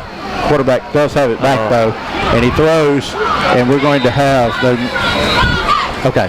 Well, they could have called pass interference, yes. That was pass interference all day long. But anyway, they did not call it. No, the Columbus defender playing the receiver rather instead of the ball, does not turn around, does interfere. Pass was catchable. Columbus catches a break, and we will have a 3rd down and 10 scenario. The Columbus defense has to stand tall here. Can't fall down by 2 scores early on. We have a whistle, stoppage of play, and I believe we're going to have a false start, first penalty of the night on Southaven. And that is exactly what we have. So that will set up a 3rd down and 15 from the 40-yard line.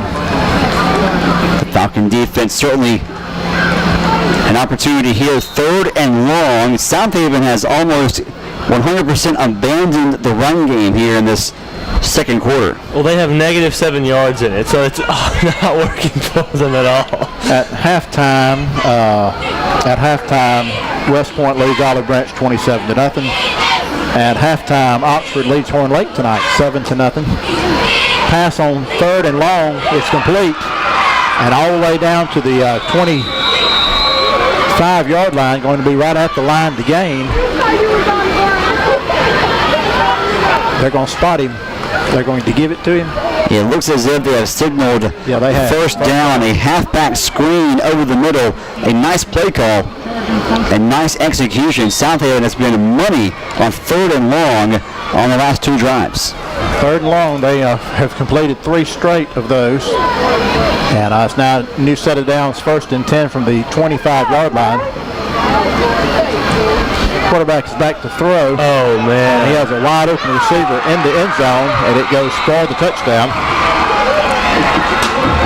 And there's right now tons of confusion in the Falcons secondary. What happened there? Do you remember this passes where 7 kept getting the ball? What they did was they switched him and they ran the same play where it looked like he was on a screen, and the Columbus player bit on it and he just went up. Southaven right now offensively calling a very good game. And they have now taken a 2-touchdown lead with under 8 to go in the first half. So the Chargers only have to drive 35 yards on that play due to the recovery of the sky kick. Extra points up and good. 7:10 to go, 2nd quarter. And Southaven leads the football game 21-7. We'll have their kickoff after this. Columbus Falcon football on 91.1 WMSV.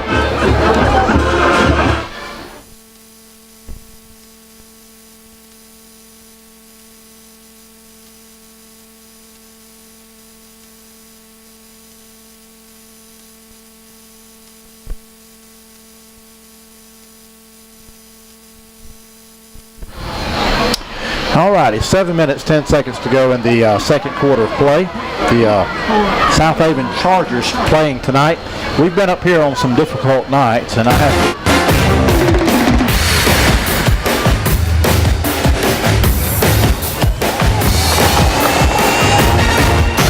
to... credit the Southaven community tonight for turning out. This is an outstanding crowd for homecoming. A very good crowd, and so far they've been entertained thoroughly. Their team up 21-7 with 7 minutes and 10 seconds left. Back-to-back scoring drives for Southaven without Columbus ever touching the football. Starkville leads Madison Central 7-6 at the half. Tupelo leading South Panola 14-10 at the half. This time the kickoff will go out of bounds.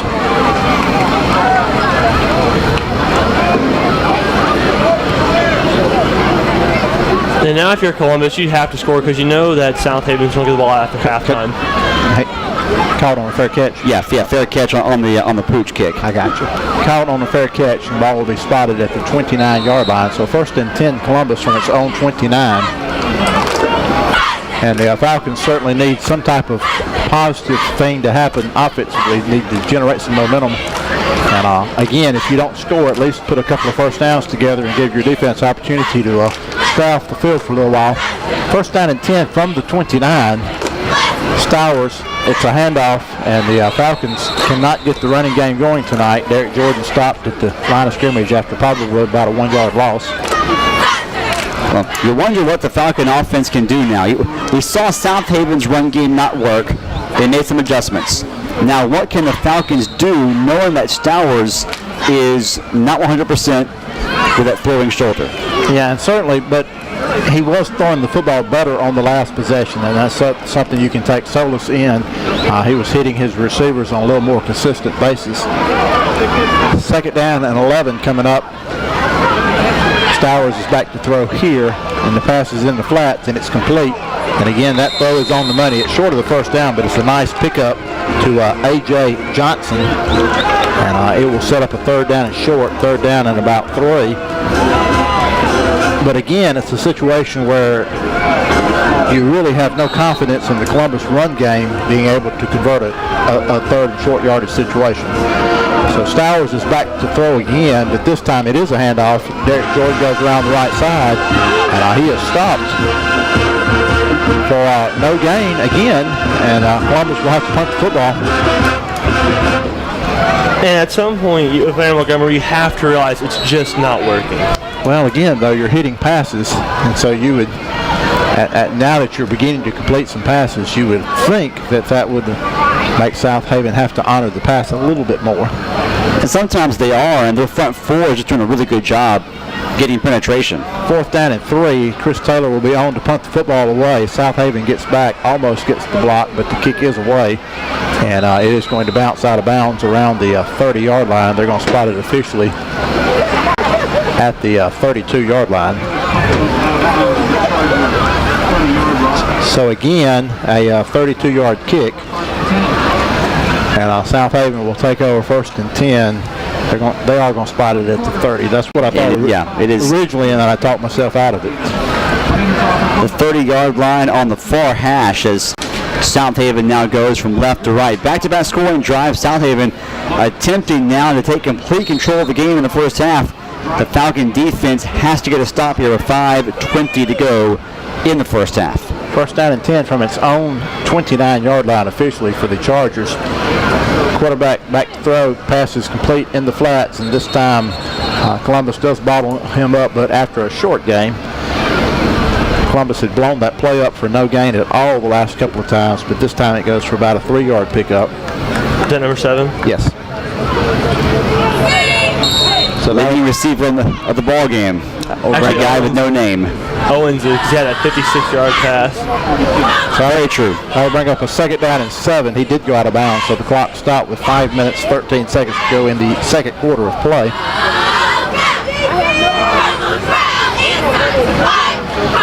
West Point now leading 34-0 over the Conquistadors tonight.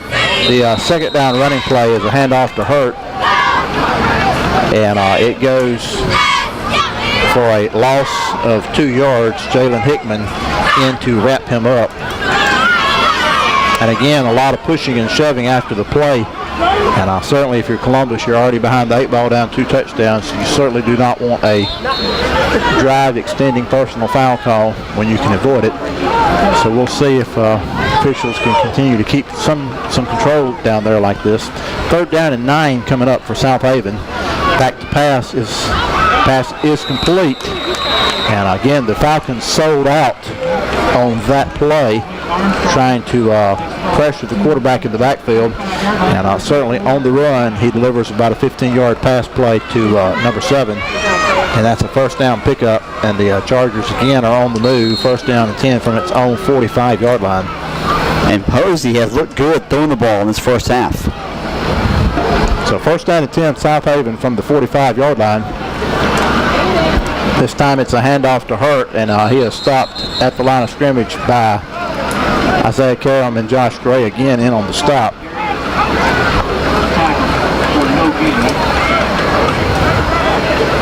The defense, no issues in plugging those running lanes, but the secondary tonight has been burnt on a couple of big plays. They find themselves down by a couple of scores. The first half beginning to wind down. Second down and 10 from the 45. Again, it's a good pass play over the middle. The receiver is open, makes the catch at the 30, all the way down to the 10-yard line. And that was Micah Chillers on the catch.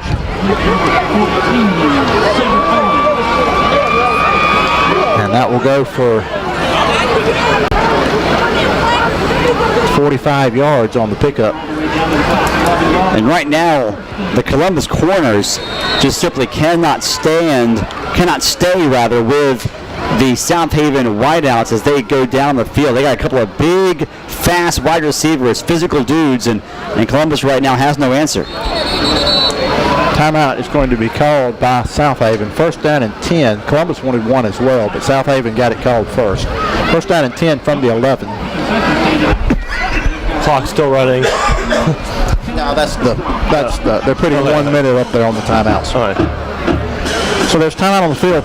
First and 10, Southaven when we come back from the 11-yard line, already leading the ball game 21-7. Columbus Falcon football on 91.1 WMSV. Anthony's Good Food Market of West Point, Mississippi, proud supporter of the Juke on WMSV, features some of the South's finest Cajun and Delta-inspired cuisine like barbecue shrimp, hand-cut blackened ribeyes, and gumbo. Plus, for live music fans, every Wednesday night, it's the Midweek Mojo, featuring musical performances from 7 until 10. Anthony's, established in 1936, is a brown bag establishment, so feel free to bring your own bottle of wine or spirits to enjoy with your meal. Anthony's Good Food Market, located at 116 Main Street in West Point, Mississippi. Reservations are recommended on weekends, 494-0316. Anthony's, now on Facebook and online, anthonysgoodfoodmarket.com.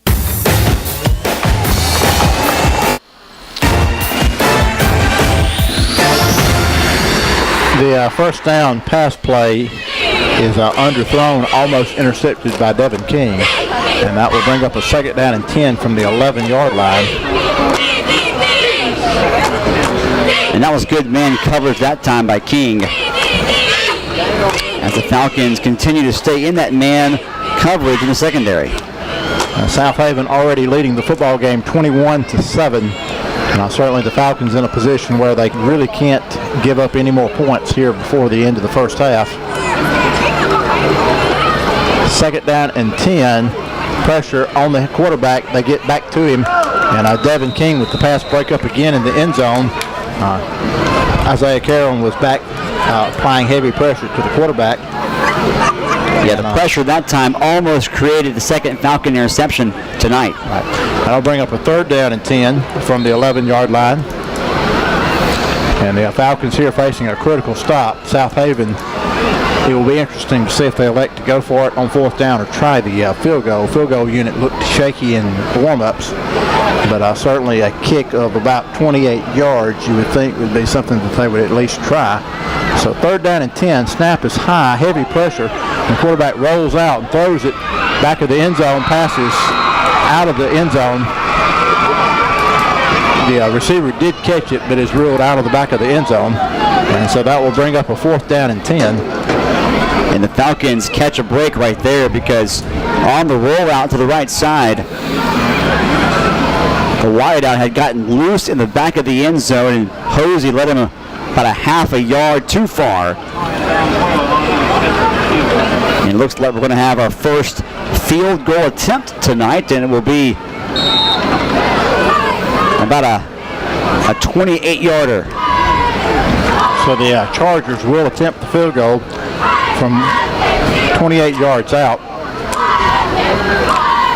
Snap is high, it's down though, and the kick is on its way, and it is good.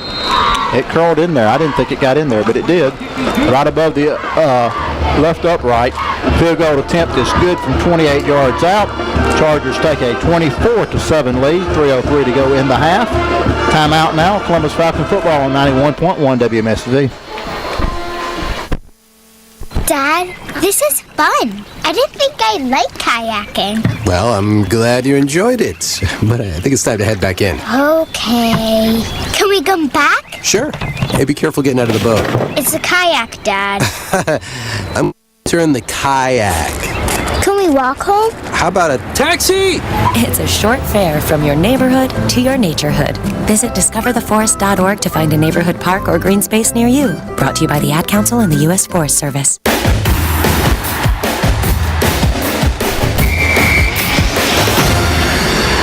3 minutes, 3 seconds to go in the first half. Southaven with a 28-yard field goal. The Chargers moved the football on that particular possession 60 yards on 9 plays. And after a 7-all tie late in the first quarter, Southaven has scored 17 straight points to take a 24-7 lead in the ballgame. 17 straight points, and in that time span, the Falcons have only run 3 offensive plays. Here is the kick, and it will be taken by Jordan Randall at the 1-yard line, up to the 10, around the right side to the 20, has a block to the 30, 40, and taken down off of his feet at the 41-yard line. So a good kick return by Jordan, who just took it at the base of the end zone. Of course, it's a touchback in high school once it breaks the plane, but Jordan took it around the 1-2-yard line. There was a flag that came in late. There is a flag down, and we'll have to see. Falcons most likely guilty of a block. And the ball at the moment's at the 39. We'll have to see where they spot it after the infraction. A nice return, regardless of what happens here with the penalty. Oxford will be the opponent next Friday night at Falcon Field, senior night, final home game of the season. We hope you are making plans to be with us for the last home game of the season. Hard to believe we're at that point. Columbus only with 4 home games this season. That will flip next season, and it'll be a scenario in which they play 7 of the 11 at home next season, but this year 4 home games, and the final of those 4 will be next Friday night. We hope everybody can come out. And it is a small senior class, but certainly Columbus back-to-back playoff appearances, 14 wins in the last 2 seasons combined before this one. And Josh Gray, Devin King, and the rest of the seniors have been a major back. Kenneth Martin, Patrick Jackson did major components here in helping to build the program. Coach Randall Montgomery extremely pleased. Columbus Middle School finishing an undefeated regular season. A lot of depth in the smaller classes, a lot of talent coming up. And this is a team that is young and has competed well on most Friday nights, but certainly the margin for error is small, and you simply can't have injuries, and you simply can't be behind the 8 ball the way this unit has been this year. There are offsetting penalties, so we will re-kick the kickoff. That's a shame. Yeah. Columbus did block in the back. Southaven was also, I believe, offsides was the signal. So we will have a re-kick. Jordan will get another shot at this. And with 2:51 to go in the second quarter of play, Southaven will again kick off, leading the ball game 24-7. But either way, Oxford next Friday night for the final home game, and then we'll be back on the road for the final 2 Fridays against South Panola and Hernando. And of course, if the Falcons are able to achieve a playoff berth, it will be a first-round road playoff game on November 10th, and we'll certainly have that broadcast from most likely either Starkville or Madison Central. Most likely those will be the top 2 teams in Region 2. But for now, need to turn this thing around and try to get some offensive momentum to carry into the locker room. Jordan Randall will be back again to field this kickoff. The ball is in readiness. And here is the kick, and they're going to scrib it this time after seeing that long return. And the Falcons, Jalen Hickman hops on the football around the 33-yard line, and that's where Columbus will take over on offense, first down and 10 from its own 33. And he had to hop on it quick because Southaven was, no pun intended, charging right towards that football. They've already recovered one of those tonight, and they almost had a second one. So first down and 10 for Columbus from its own 33-yard line. The Falcons have struggled to run the football with consistency tonight, but now that you're down 3 scores, you would think less will be seen of the running game, but still plenty of time in the football game to put some things together. On first down, it's a bad snap, and Stowers will simply have to take it and take the loss, and that'll be about an 8-yard loss on first down, and that will set up what will be a passing play here on second down at 18. Yeah, the timing was all messed up on that one from the get-go. So Stowers couldn't do anything. Second down at 18 from the 25-yard line. Clock running, 2:24 to go in the second quarter of play. Stowers is back to throw. He's hit as he throws, and the pass is tip drill intercepted by Southaven. Good head of steam, 40-yard line, 30-yard line, 20, 10, all the way. Did he get into the end zone? They are saying touchdown. He did. So it is an interception return touchdown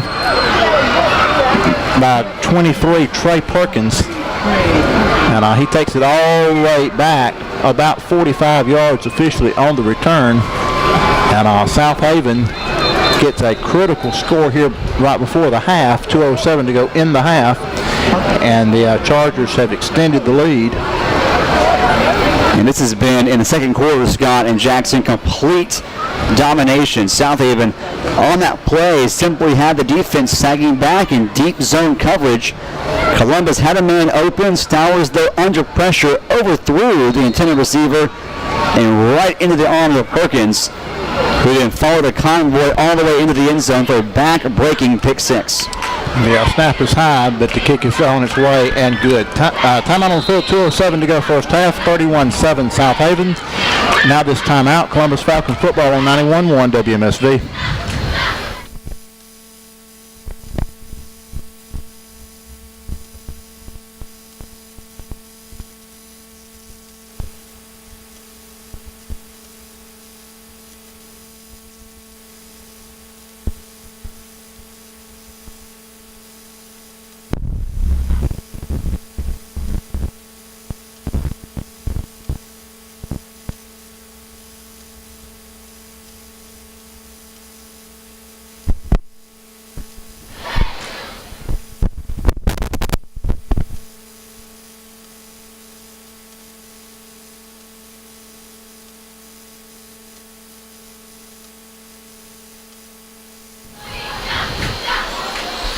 Alrighty, 2 minutes, 7 seconds to go in the first half of play. It was 17 unanswered.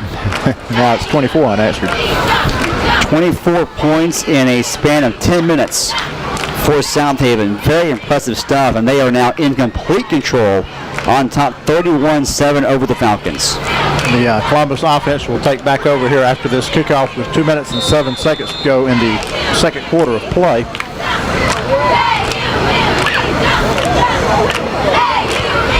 Here is the kick. It's a sky kick. Fair catch signal far and taken by Jordan at the 33-yard line, and that's where the Falcons will start first down and 10 from their own 33-yard line. Well, 2:07 to go, and Southaven has the option to receive the opening kickoff of the third quarter, so some points right here would be very important for the Falcons. First down and 10 from the 33-yard line. Stowers back to throw. Has plenty of time. Kenneth Martin is the intended receiver, and he makes the catch at the 37-yard line. It is a 50-50 ball. He was tied up with the receiver, and comes down with the catch.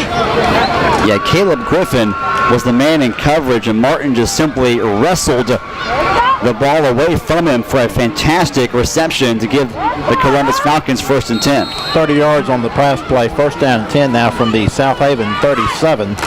Stowers is back to throw again off of his back foot with heavy pressure, and he is taken down hard after that play. The pass goes incomplete. He simply threw it to fight to live another down, and then barely fought to live the next down. And he does get back up under his own power and gets back to the huddle. 2nd down and 10 now from the 38-yard line. Yeah, Chargers defense, that front four is getting all kinds of pressure on Stowers, and they have so far all night long. We have a stoppage of play here. Yeah, this could go either way. Offsides on the defense, so a 5-yard pickup there. Yeah, they had a blitzing linebacker come off the edge. Looked like it was number 3, Reed, the outside linebacker / rush defensive end, who came on a blitz and took one step too far and got into that neutral zone. So 2nd down and 5 now from the 32-yard line.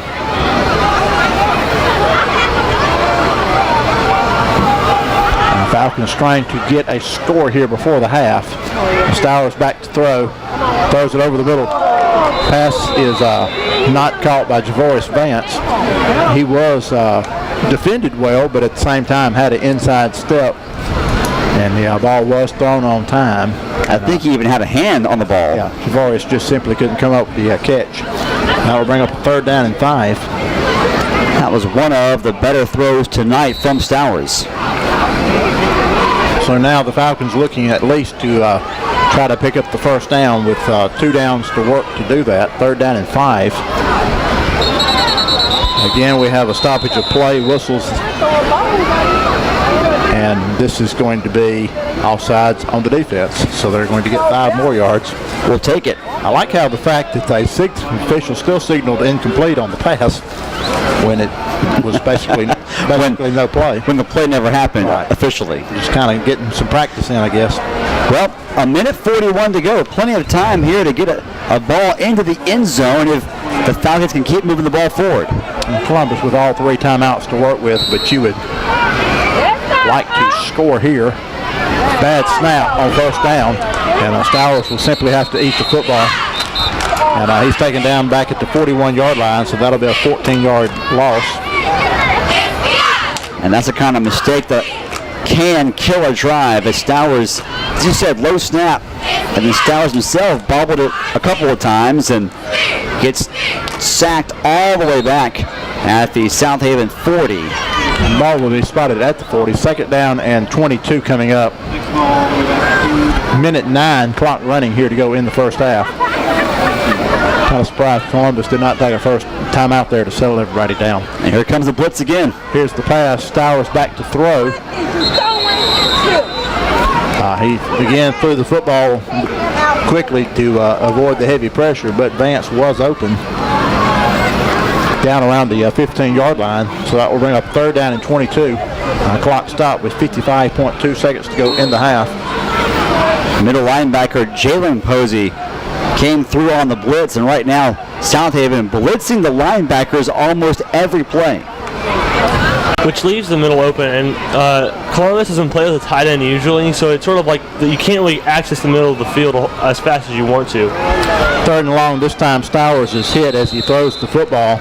It skips in front of his intended receiver, which was again Vance, and that will bring up a 4th down and long. And the Falcons will keep the offense on the field and go for this. A 4th down and 22 with 51.3 seconds to go in the half. Columbus still with all 3 timeouts. Southaven has 2 of theirs. The Chargers have scored 24 straight in the ball game. It was a 7-all game when we entered this 2nd quarter.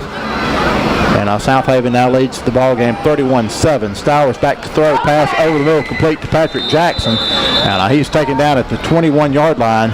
And so that's going to be short of the 1st down. So the ball will go over on downs. But Patrick made the catch for about a 20-yard pickup.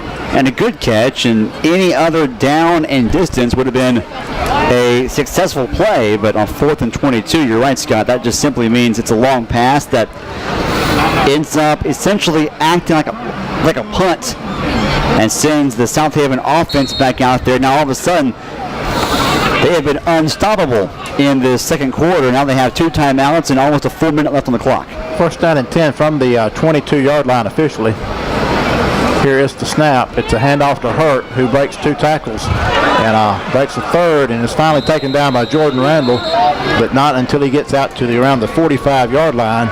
And that's what Southaven was trying to do. Since Columbus had all 3 timeouts, you were in a position where Columbus might use those if you were stopped on 3 straight plays. And so I don't think Southaven had any realistic chance or plan to score here.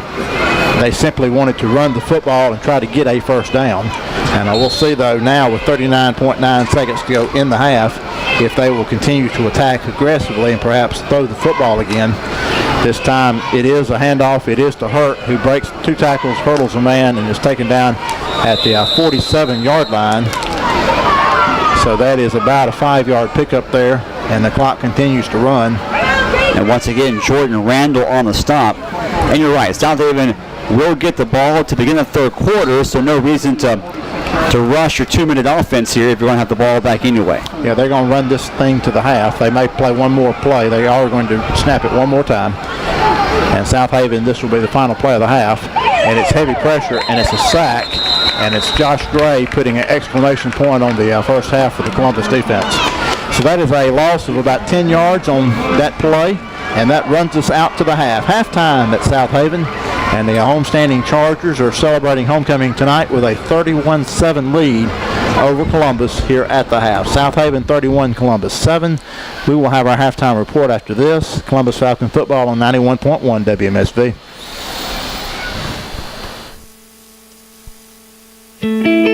The sense of place. We all have it. Often grown from deep roots in small town communities. At Mississippi State University, these ties. With nearly 40 years of making a difference, we're revitalizing communities into welcoming places to work, live, and congregate. By weaving together the best pieces of our past with modern technology and amenities, we're creating the hometowns of the future. Places where lifetime memories can be made, where you have all the things you need, along with all the things you want. Through partnerships with our communities, we're identifying improvement opportunities, recommending paths forward, and creating the plans for a better tomorrow.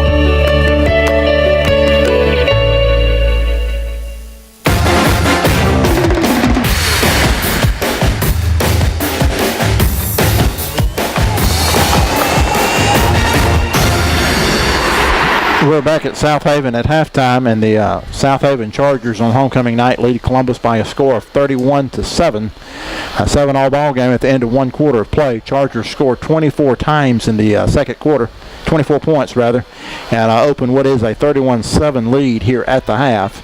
And Southaven will also have the ball first to start the third quarter of play. The SEC kicks off another big Saturday of play tomorrow, and our friend Jason Crowder now has this week's Southeastern Conference preview here at halftime.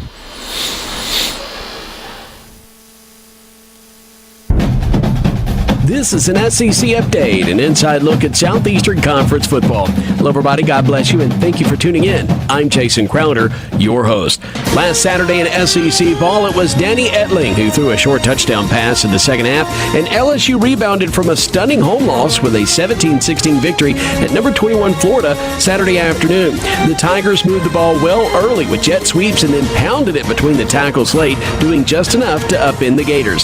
Head coach Ed Orgeron spoke on the win following the game. Proud of our football team, proud of our coaching staff, proud of the leadership this week. As you all know, it was a tough week. Guys were resilient, blocked out the noise, they believed in each other, we went back to work. Our coaching staff did a tremendous job of coming up with an outstanding game plan. We got back to playing Tiger football.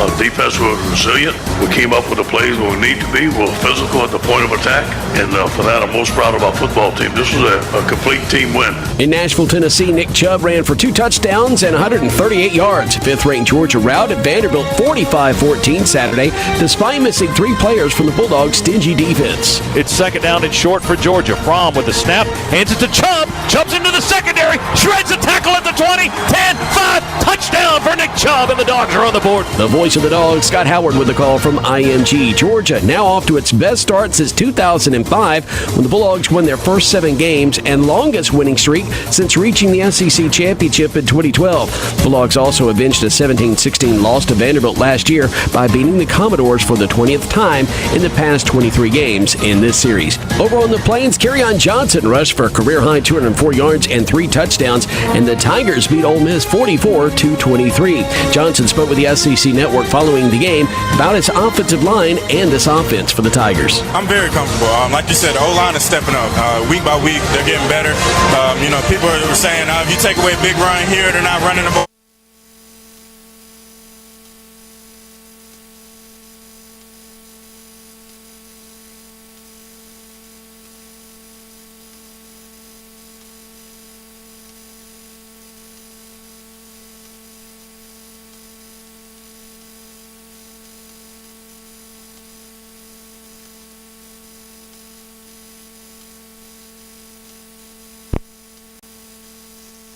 A 27-19 win over Texas A&M Saturday night. Man-to-man coverage being shown by the Aggies right there.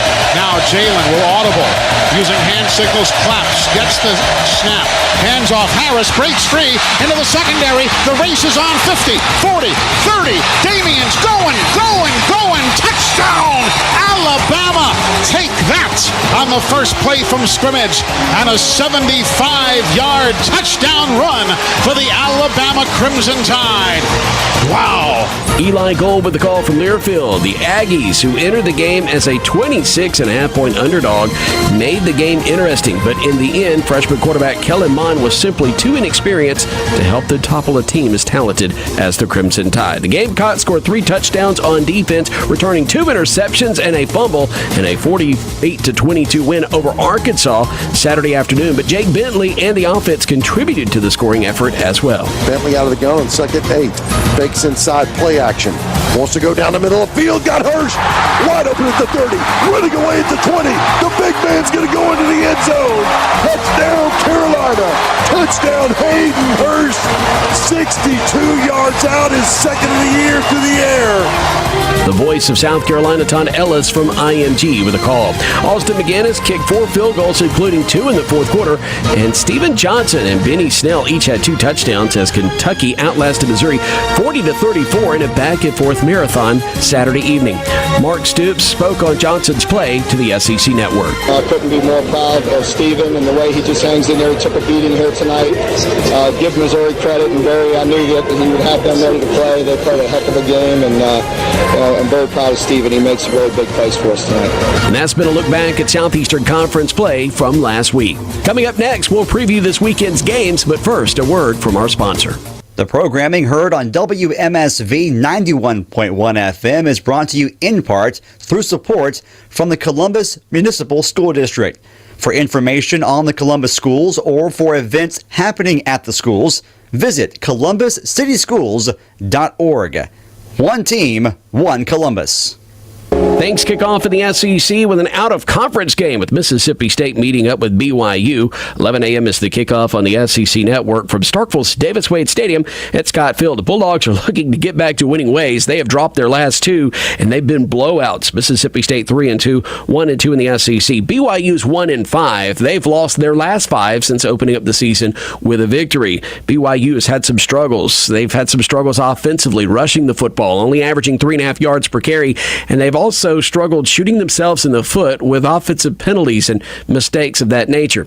Dan Mullen now previews the Cougars. Turnovers, I think, have hurt them. I think one of the things you gotta look is they've had some self-inflicted errors that you look and say, okay, well, boy, they've struggled these games. Well, take away those self-inflicted errors, they don't struggle. And so what if they show up here and they don't have any self-inflicted errors? I've coached long enough to know that. You watch some film and say, okay, boy, this team's struggling. Are they struggling, or are they making some correctable mistakes? And what happens if they show up at your place and they correct all those mistakes, or you have to go play them and they correct all those mistakes? Very different team. South Carolina and Tennessee will meet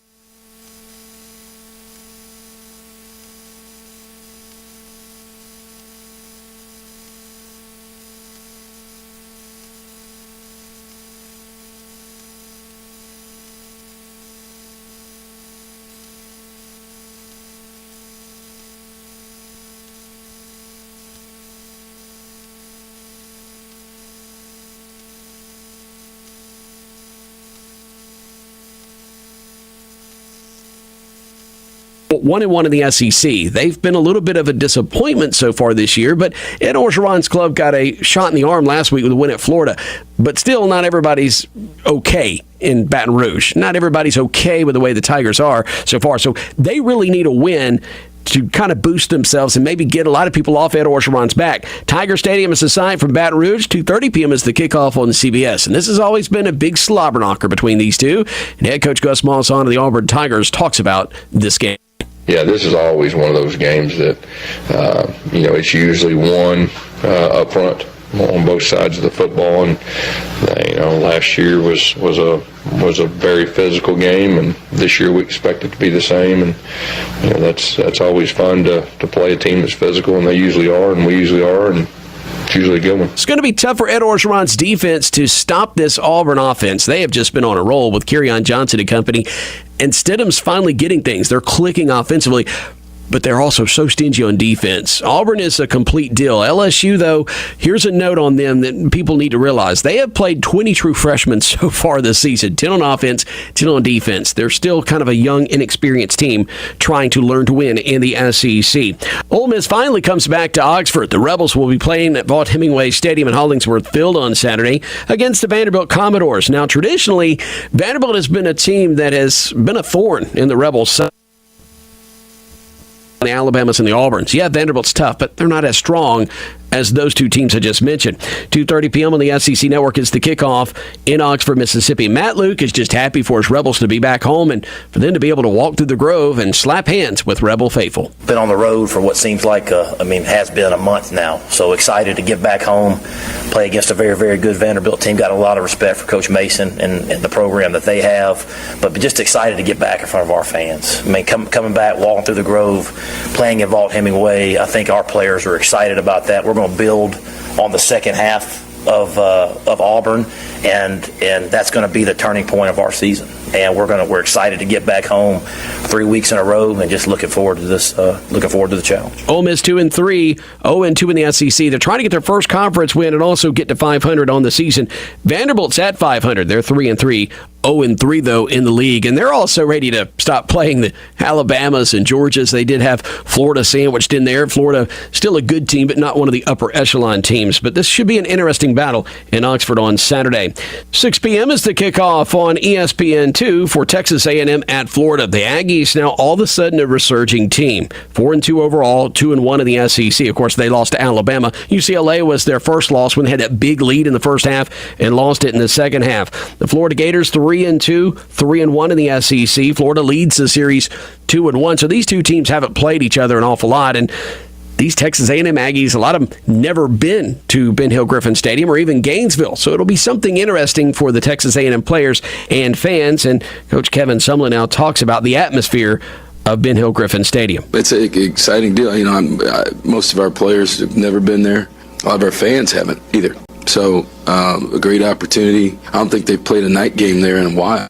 So I was surprised to see that. This league on the road is the way this league is. There's passion in every place you go. And they're all, every fan base is really passionate about their football team. Arkansas is 2-3 overall, 0-2 in the league, and they're tasked this Saturday to go to Tuscaloosa to take on the conference and the nation's best team. 6-0 Alabama, 3-0 in the SEC. 6:15 p.m. is the kickoff on ESPN from Bryant-Denny Stadium.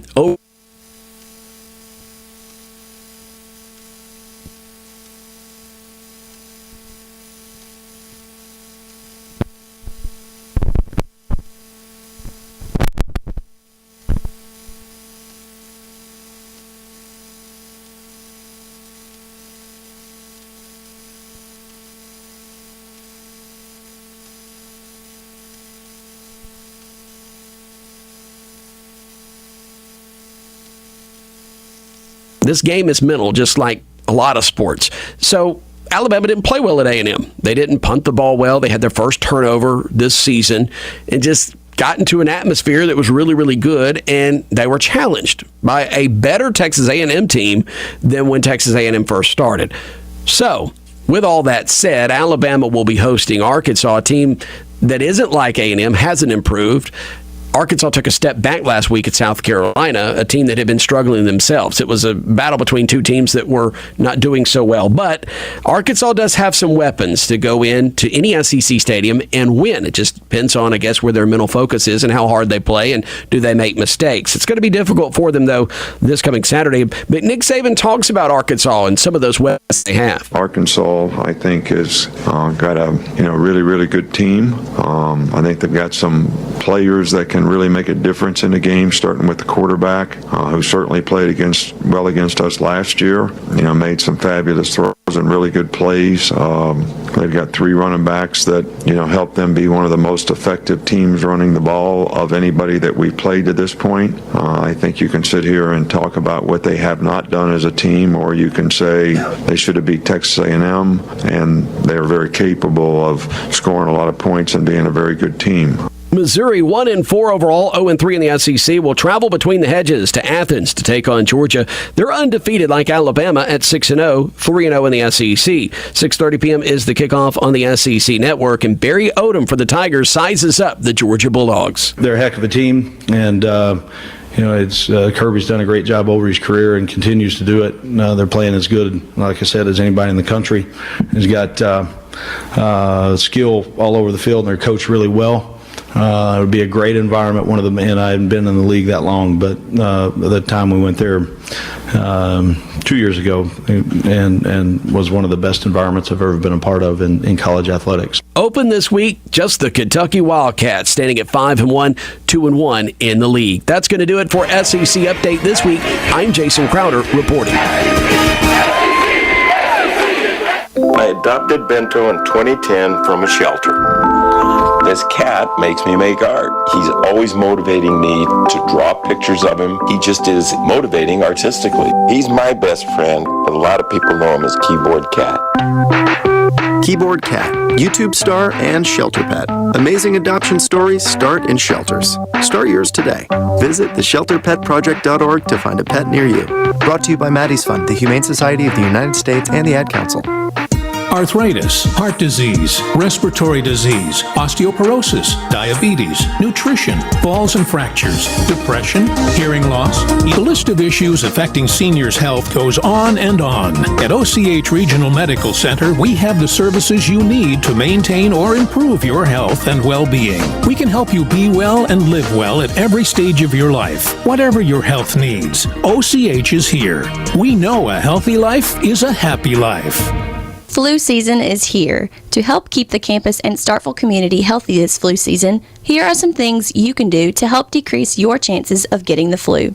Wash your hands, fist or elbow bump instead of handshake.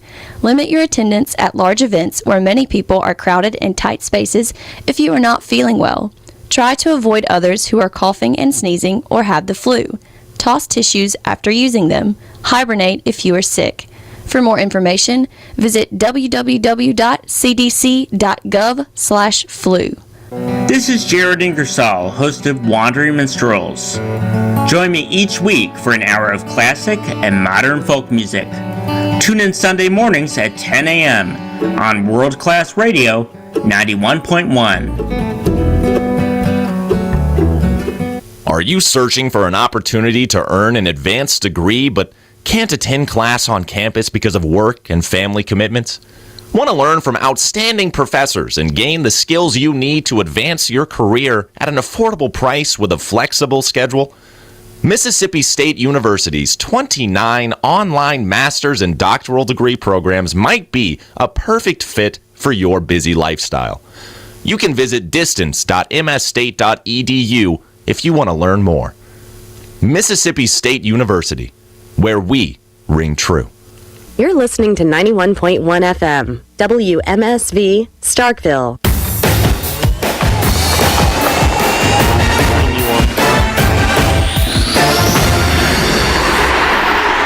Welcome back here up in Southaven as the Columbus Falcons are taking on the Southaven Chargers. The score currently stands in favor of the Chargers, 31-7 at the halftime break. As we look over what exactly happened during our first half of play, it was the Southaven Chargers who scored first on a touchdown And then Columbus came back to equalize 7-7, and then in the end of the first quarter, and Southaven scored 24 unanswered points as they are now in the lead again 31-7 as we look over some of the stats. Southaven will go first. They have 16 overall rushing yards as their quarterback Posey has been sacked a few times behind the line of scrimmage. Great front four pressure from the Falcons has led to that. They also have given up 2 turnovers and then 2 turnovers on downs as well. And of course those are being on bad snaps on punts, which the Columbus Falcons ended up converting on 1 touchdown for the night. We look over at their quarterback Posey, who's 12 for 22 and has 206 yards, 3 touchdowns, and 1 interception.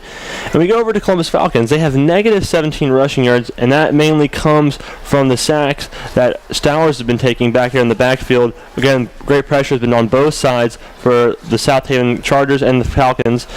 But Stowers has a good night, throwing the ball 8 for 18 for 88 yards and 1 touchdown. Of course, that 1 interception that was a pick 6 sort of late in the second quarter, and they have given up 2 turnovers, a fumble in the first quarter and a pick in the second, and of course been favored on 3, but haven't been able to convert a whole lot.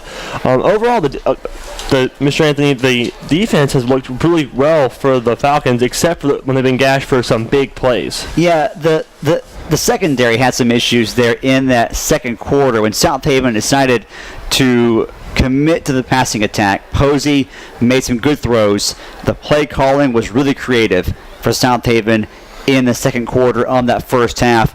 And the secondary in straight man-on-man coverage had some issues. When they moved through some zone coverage or got some safety help, then they were able to stop the down-the-field passing attack. One thing that's killed Columbus defensively is yards after the catch. And so that's been an issue. Can they get that corrected? The good news is you got 24 minutes left in this ball game. Time to come back, but you got to get off to a good start in the third quarter, and you got to fix the issues defensively, mainly down-the-field coverage in the secondary, broken tackles in the secondary, got to wrap up. And then on offense, the O-line has got to step up, and they have to block. And Stowers and the wideouts are going to have to make some plays down the field to get back in the ball game. Can they do that early in the third quarter and make it a ball game in the fourth quarter? That's my big question mark coming into half number 2. And I think the ball game will go a long way if the Columbus Falcons are able to stop the Chargers and then score. It has to be in that sort of possession. If the Chargers get momentum at all here in the second half, it could go really bad. But we do know it is possible to score 24 points in a quarter. So it is theoretically possible. Right. We just saw it. Yeah. So, and it's not like Southaven has been playing flawless football either. We've seen them haven't been able to hold the ball really well. There was one weird play where Martin came from behind and punched the ball out as the receiver was running down, and the receiver just happened to fall on it again for some more yards, but the ball was out. And we see, of course, on special teams, 2 balls go way behind the line of scrimmage that the Falcons were able to capitalize on. So if more of those events are to happen again, and I believe that Posey is allowing some chances for interceptions, if they can get 1 here, score, 1 there, score, it becomes a different ball game. And at some point, you got to get some defensive scores. You know, when you're down by 24 or more points, your defense has to score touchdowns, or you got to get some TDs out of your kicking game. Can you get a special teams or defensive score to give you a spark plug? To your point, it's got to come fairly early, or else momentum stays with Southaven, and it's homecoming. Lots of things going their way, but we did see in that first half the Chargers turn the ball over 3 times, but then the Falcons also had some turnover issues, and Southaven clearly was winning the field position battle. That's got to change for the Falcons here in half number 2. Definitely.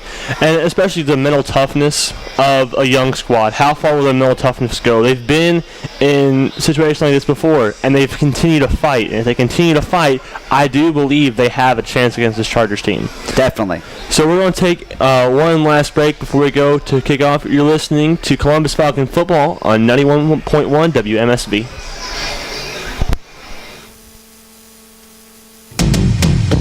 The purpose of the MSU Wireless Guest Network is to allow on-campus visitors internet access. Access to the MSU Guest Network is granted by entering the password of the day, which is valid until midnight.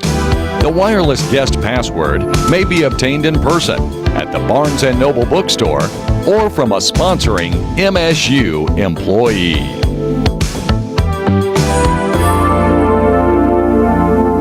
When you went car shopping, you meant business. You aced vehicle history searches and test drives. You out-salesmaned the salesman. Now you've got your wheels. If you manage that, you can get your retirement plan on track. Visiting aceyourretirement.org can help. With 401k tips and smart saving strategies, you'll have the info you need to get more for your future. Go to aceyourretirement.org, because when it comes to speeding past financial challenges, you're an ace. Brought to you by AARP and the Ad Council. Fall is here, Bulldogs, and so is football. Get set for game day with MSU Catering. Relax and enjoy the game and leave the cooking to them. For information on their game day tailgate packages, call 662-325-3663. And MSU students, before the game, be sure to load up on Flex Dollars to use at all student concession stands. With MSU Catering and MSU Dining, you can feed the dog inside. Join us for WMSV Singer-Songwriter Night every Monday from 9:30 to midnight at Dave's Dark Horse Tavern. Anthony's Good Food Market of West Point, Mississippi, proud supporter of the Juke on WMSV, features some of the South's finest Cajun and Delta-inspired cuisine like barbecue shrimp, hand-cut blackened ribeyes, and gumbo. Plus, for live music fans, every Wednesday night, it's the Midweek Mojo, featuring musical performances from 7 until 10. Anthony's, established in 1936, is a brown bag establishment, so feel free to bring your own bottle of wine or spirits to enjoy with your meal. Anthony's Good Food Market, located at 116 Main Street in West Point, Mississippi. Reservations are recommended on weekends, 494-0316. Anthony's, now on Facebook and online.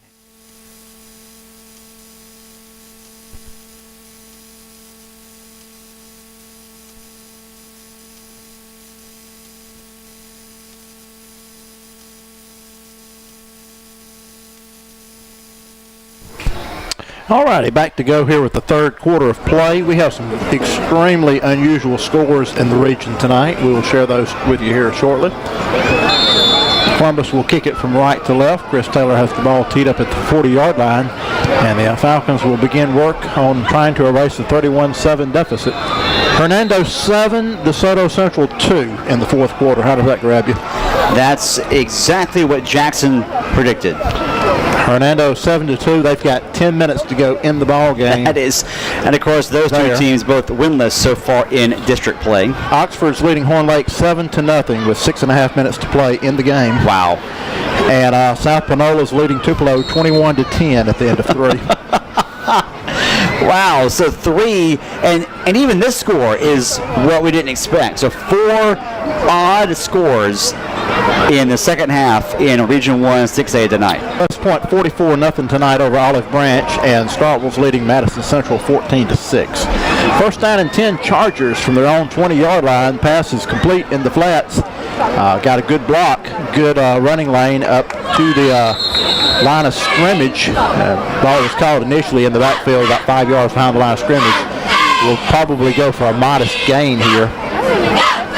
Who was that? That was Zacharias Towns, number 12, Towns, on the reception. He goes by ZQ to his inner circle.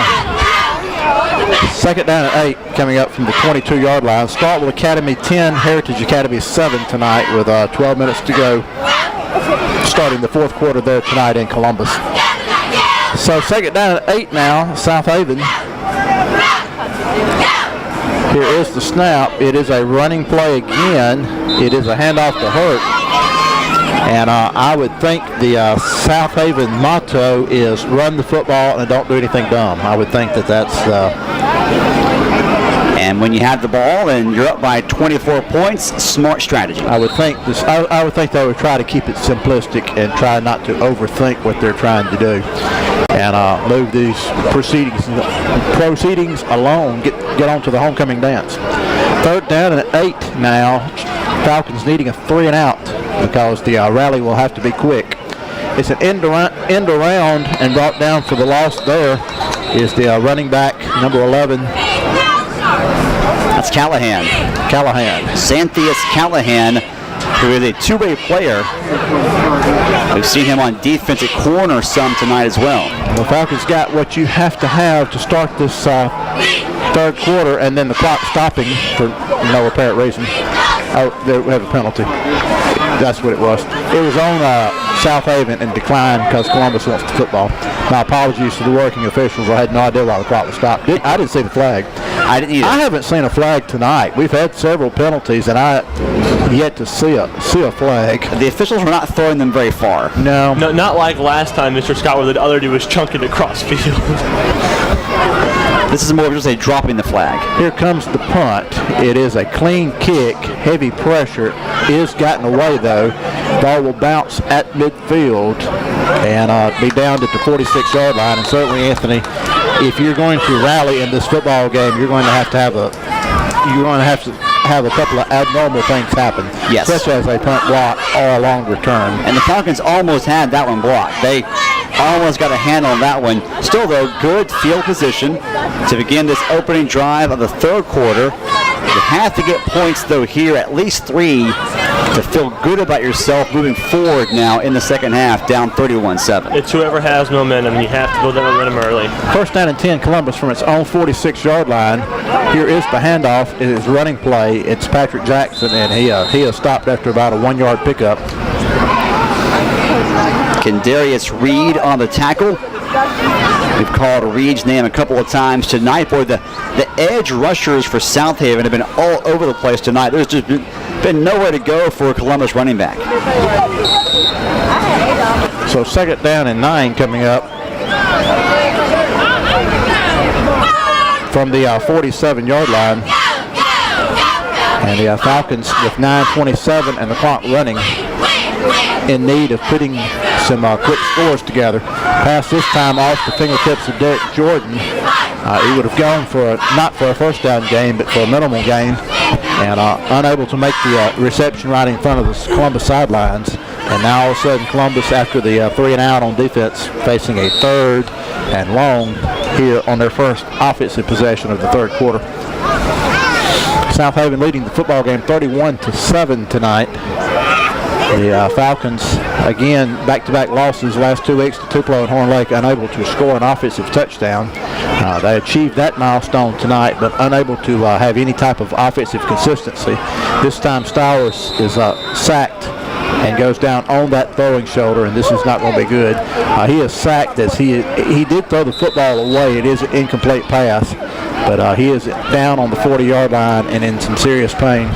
Yeah, he was hit as that ball was being released. As you mentioned, Scott was hit on that throwing shoulder, fell down, has not gotten up yet, and appears to be in some pain and is now being attended to by the training staff, and the coaches will also walk out and check on the starting quarterback.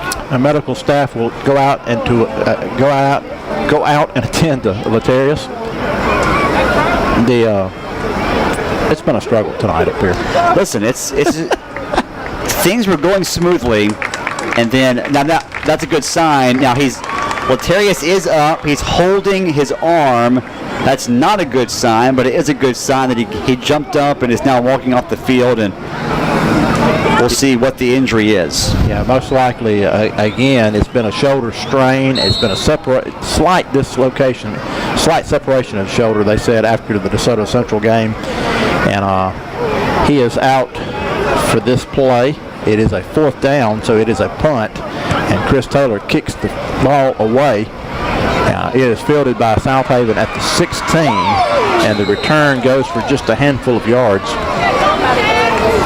And as we mentioned earlier, Southaven most likely will be conservative here this half, and certainly they have seen what we have seen as far as Stowers going out of the ball game. And they know if that is a prolonged situation that Columbus is going to struggle to have any type of offensive consistency. So Southaven will take the football over first down and 10 from its own 25-yard line. 9 minutes, 2 seconds to go in the third quarter of play. And the Chargers are already comfortably ahead in the ball game by a score of 31-7.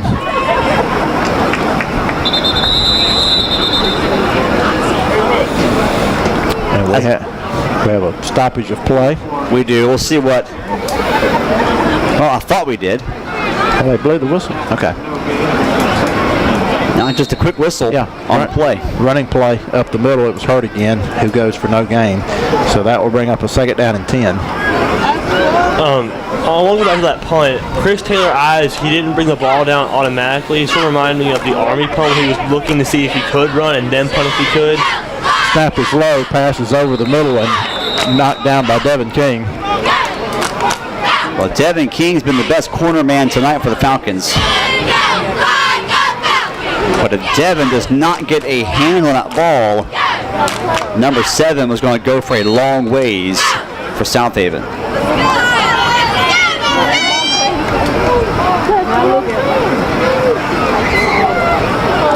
So 3rd down and 10 coming up. And we have a stoppage of play again and a flag. I see the flag this time. So we'll see what the call is. It wasn't delay of game, was it? No.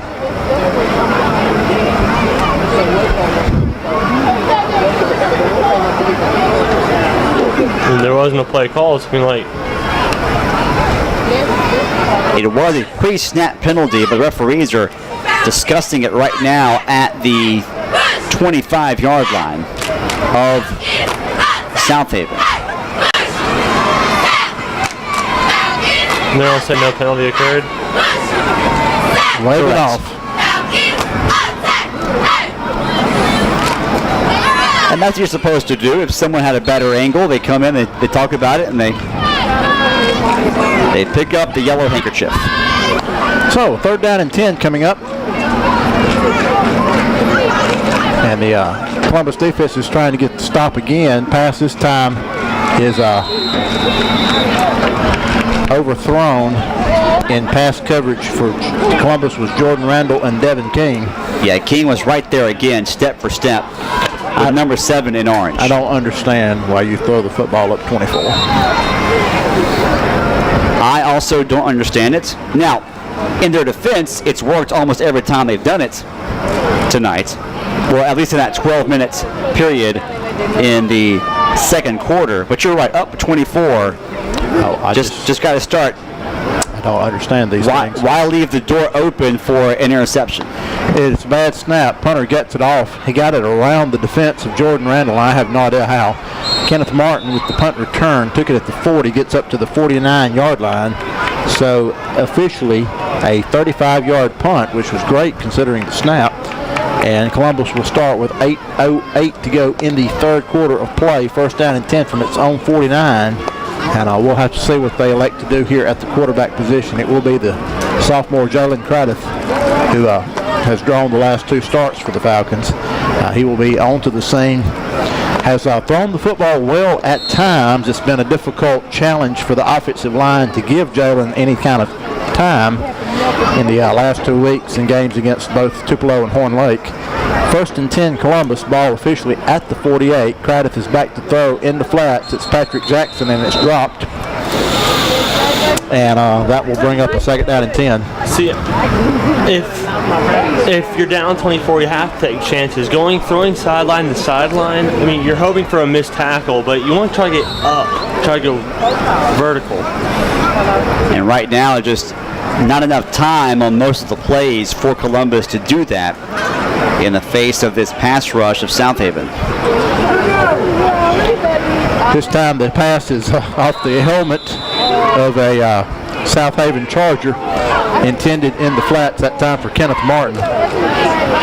Mario Boyland broke up that play. Southaven just has been faster to the ball tonight than has Columbus. To your point, Scott, about the Southaven play calling, that's the play calling of a team that does not have a 3-hour drive later on tonight. Right.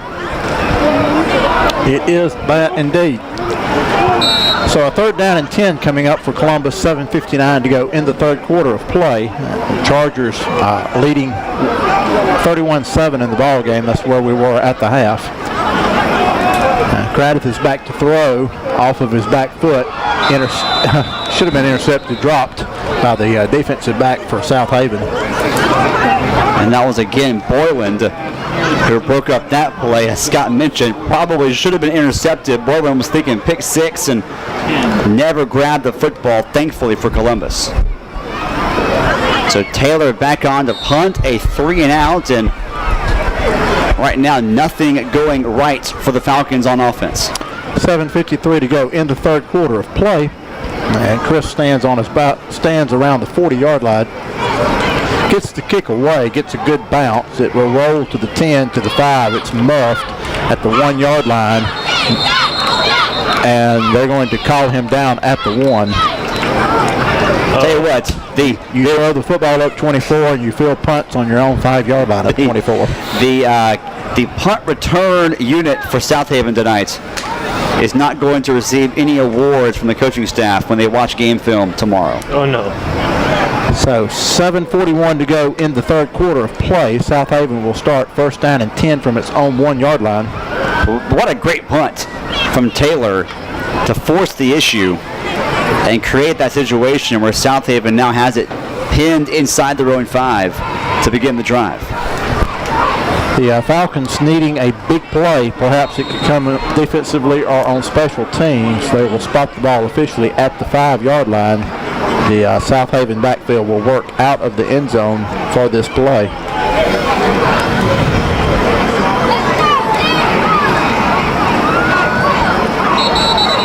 And we will have a stoppage of play. Some early movements. False start on the Chargers. That will push it back to around the 3.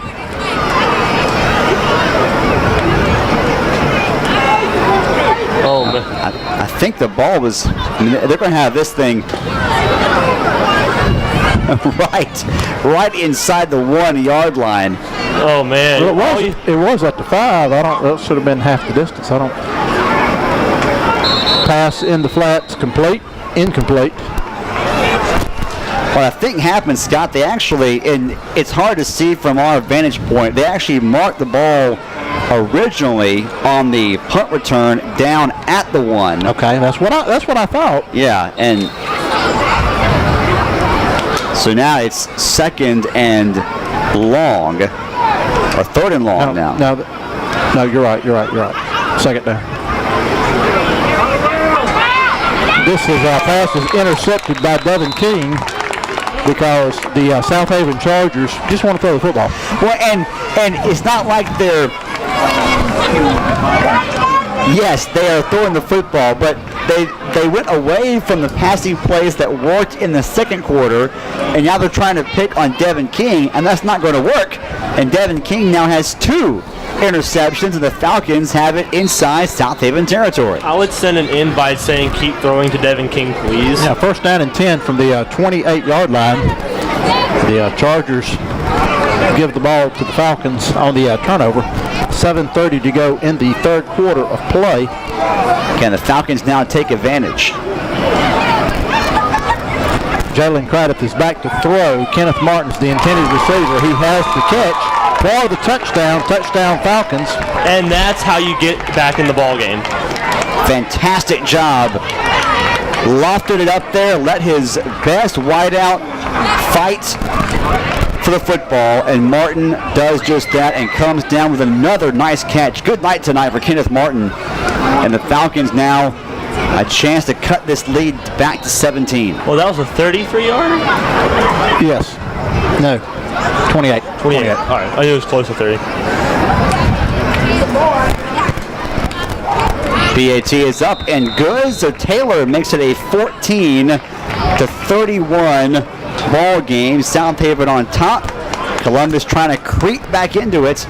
And we'll come back in 1 minute. This is 91.1's coverage of Columbus High School football on WMSV.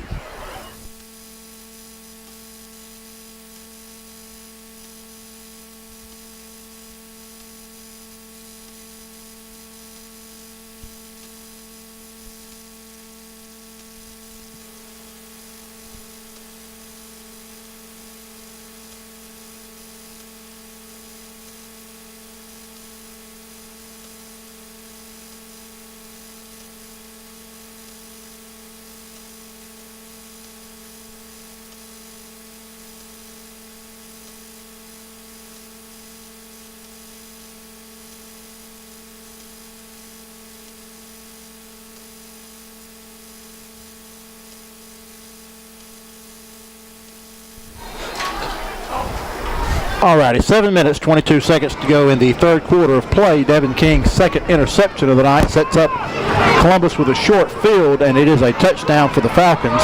The kick return, though, is going to go the other way for a long distance, all the way out to midfield before falling down on his own at the 43-yard line. Took the ball right at the base of the goal line.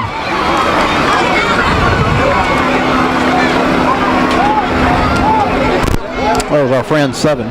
It was our friend Seven.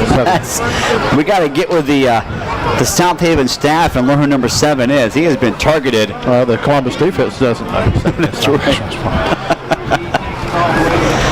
So 7:10 to go in the third quarter of play. It's been a strange ball game, and Columbus realistically is still in the contest. Got to get one more score on the board to feel better about yourself. Yeah. First down and 10 now from the Columbus 42, and the pass, because you always throw the ball up 17, is over the intended receiver in the flats. And the Falcons have begun to take a little bit of advantage over this. But the good news is they didn't throw it toward Devin. Correct, and the Falcon defense, they've made a couple of changes here. They've moved Devin, so he is now face guarding the best wideout on Southaven's team. And Southaven has not yet made the other offensive adjustment. Well, Randall did. I think they called a penalty on Randall. Well, they haven't marked anything off, though. There's been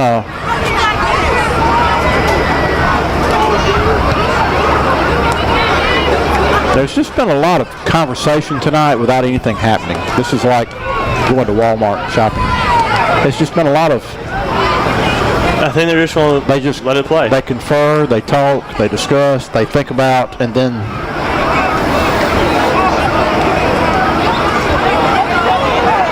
And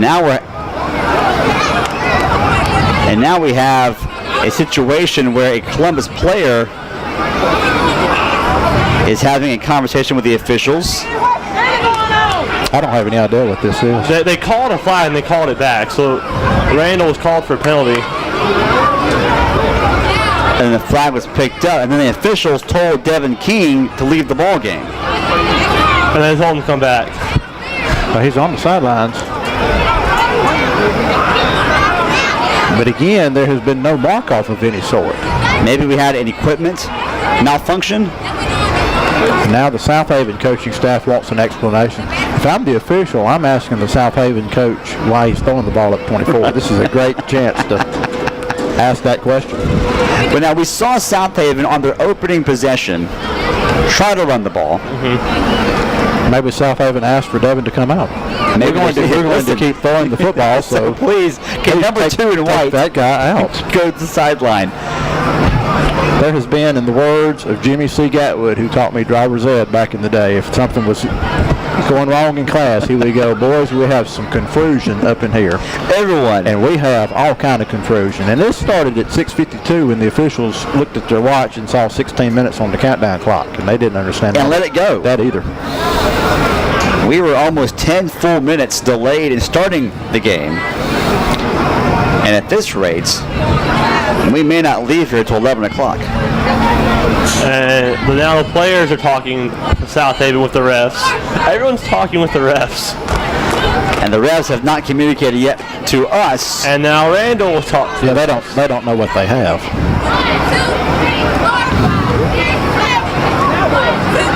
A disjointed game, but right now momentum seems to be coming back over to Columbus' side. The defense needs a big stop right here. Give your offense the ball back. The offense moved the ball well on the last drive. If the Falcons can get this thing back to a 2-score game, then you feel good about yourself now with still half the third quarter to go. Oh yeah, and with a fourth quarter to play, and you've chipped into it, and Southaven team again, they've made mistakes on punting again, and the pick was made. So Southaven hasn't played perfect. You just can't. You have to play perfect from here on out if you're at Columbus. I still want to know what they have told Devin.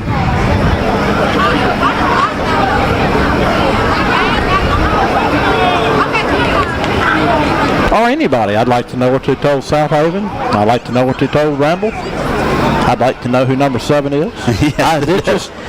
They're questions. I have questions. I'd like to get an egg muffin.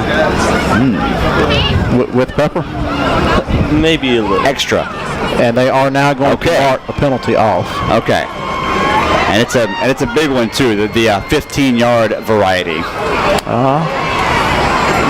Yeah, they're going to put it down at the 27-yard line, so a 15-yard mark off.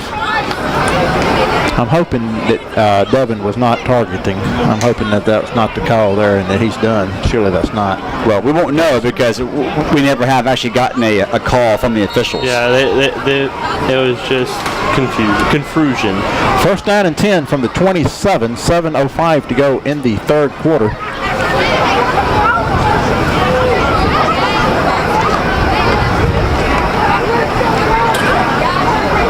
And the Chargers will throw in the halfback pass, and it works to perfection for the touchdown. That was number 7 throwing into the end zone to a wide open receiver, and that is on the catch, Zavarius Towns. Yeah, a double pass, screen pass to number 7, and Towns, the running back, came out of the backfield wide open, double pass because the first pass was behind line of scrimmage, and Towns wide open. Number 7 flirted one to him, and Towns walks it in for a touchdown. That is a huge answer for Southaven. How far was that? 27 yards after the penalty. Yeah, I like the play call. After that time where the confusion is just going on and you think the defense just want to go, it was a good play call, a trick play on there. I do tip my hat off to them for that play. Extra point attempt is up and no good, wide left. 6:56 third quarter, 37-14 Southaven. This is Columbus Falcon football on 91.1 WMSV.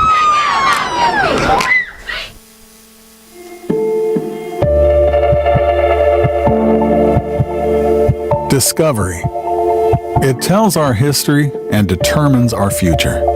At Mississippi State University, we're digging deep, unlocking an understanding of our past, validating it. Middle East exploration by faculty and students is uncovering evidence that unravels ancient mysteries. Scholars have long thought of the biblical kings David and Solomon as mythological figures. Our research offers evidence that supports their existence.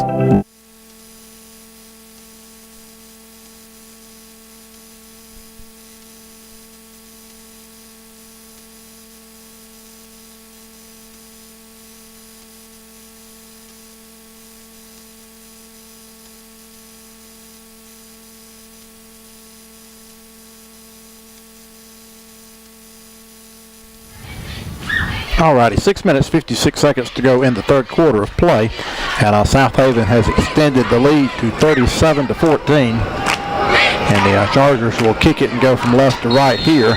And the Columbus offense, which scored on its last possession on a short field, will have to work its magic again. And I'll try to make this a two-score game going into the fourth quarter.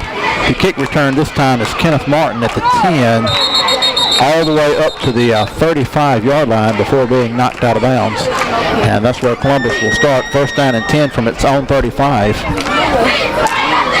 An enormous amount of time still left in this ball game. 6:47 to go in the third quarter. And so certainly a situation where the Falcons can get some things going as they did on their last possession. Still an uphill climb, but still in the ball game. The missed extra point. This is a 3-score ball game at the moment. But Columbus will have to do it, most likely, on the arm of reserve quarterback Jalen Craddock, who is in on relief for Latarius Stowers, who left the ball game 2 possessions ago after being sacked. And Patrick Jackson on the running play goes around the right side and picks up about 3 yards on first down. And right now the Falcons just trying to get first downs. Get a first down, then get into the red zone, and then try to get it into the end zone. Still a lot of time left as you find yourself down by 23. Second down and 7 after the pickup by Patrick there on first down from the 28-yard line. Starl Academy has beaten Heritage tonight, 17-14, the final in Lowndes County. Good ball game between the two rivals there. The second down play goes to Derek Jordan, who plunges it forward and gets about a 3-yard pickup on the second down. And we're seeing now some push up front from this Falcon offensive line. So that will bring up a third down and short. Devin's still on the sidelines being talked to by assistant coaches. Does not have his helmet on. Now he's got it back on, rejoining his teammates on the sideline. We'll see if he's still with us tonight. Jordan Randall also talking, trying to get the troops up. Third down, it's a pickup by Patrick Jackson. Good hard running down to the 47-yard line. Picks up the first down. About a 6-yard pickup by Patrick. A nice play call there with Southaven still being very aggressive on defense. The Falcon offense calls the delayed handoff, and it catches the Chargers a bit off guard, and it results in a 1st and 10 for Columbus. So first down and 10 from the 47-yard line.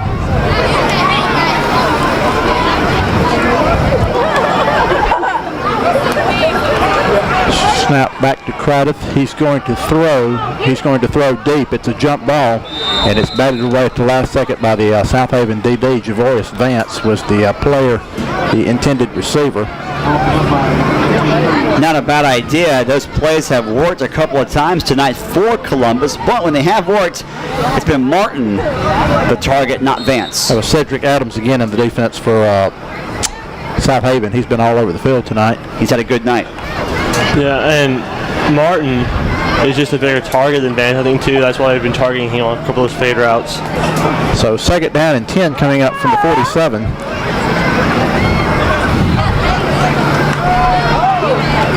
And the pass is intended for Derek Jordan. He's hit hard as the ball was in flight, and that goes incomplete. And that will bring up a third down and long.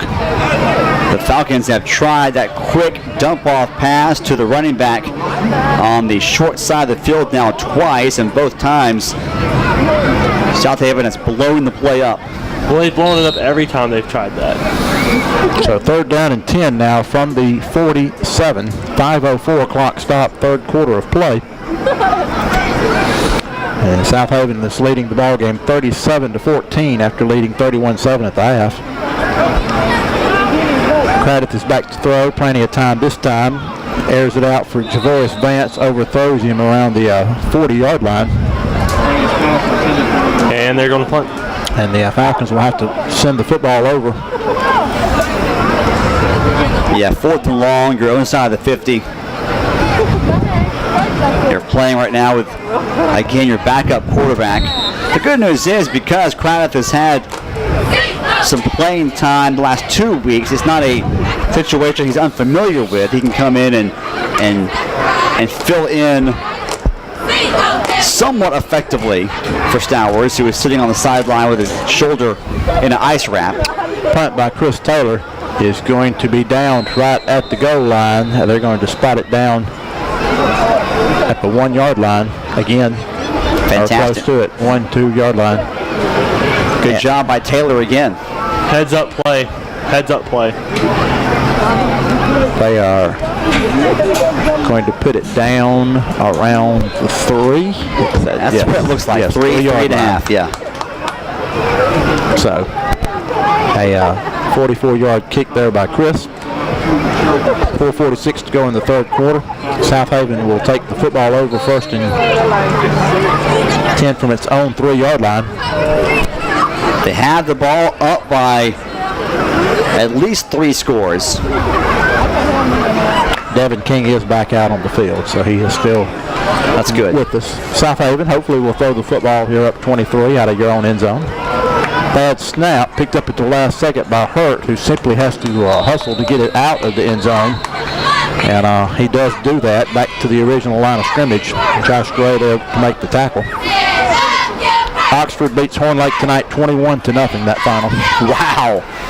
So I'm going to assume, I shouldn't assume, I'm going to guess Hornlake again without their starting quarterback. That's the situation tonight for them. Huge win, though, for Oxford. It is. And that shakes up things in the division, too. Second down and 10, probably more along the lines of 11 from around the 3-yard line. Movement, no flag, pass complete to 7, who is wrapped up by Devin King after a small gain at most.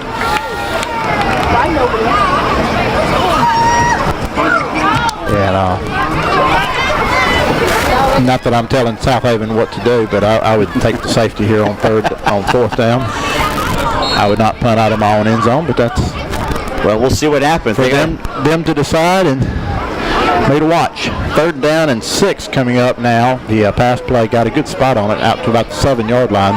Clock running, 3:30 to go, 3rd quarter of play, 37-14 in favor of Southaven.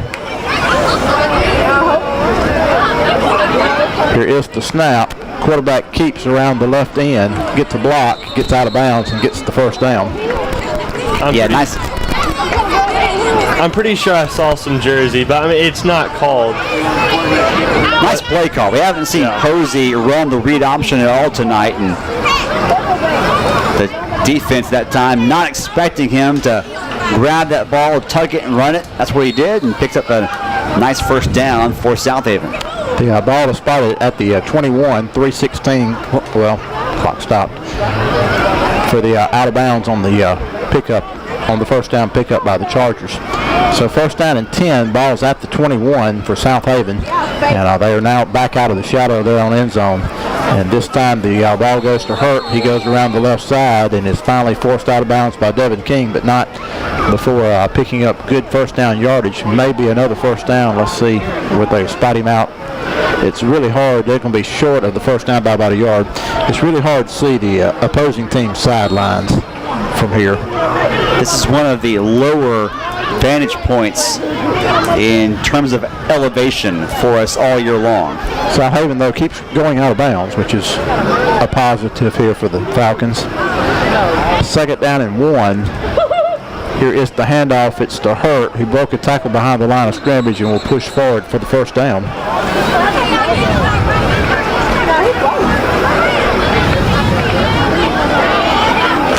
So now Southaven, we start seeing them on this drive begin to run some clock, take time in between every single snap. So 1st and 10 now. The play runs to the 32-yard line.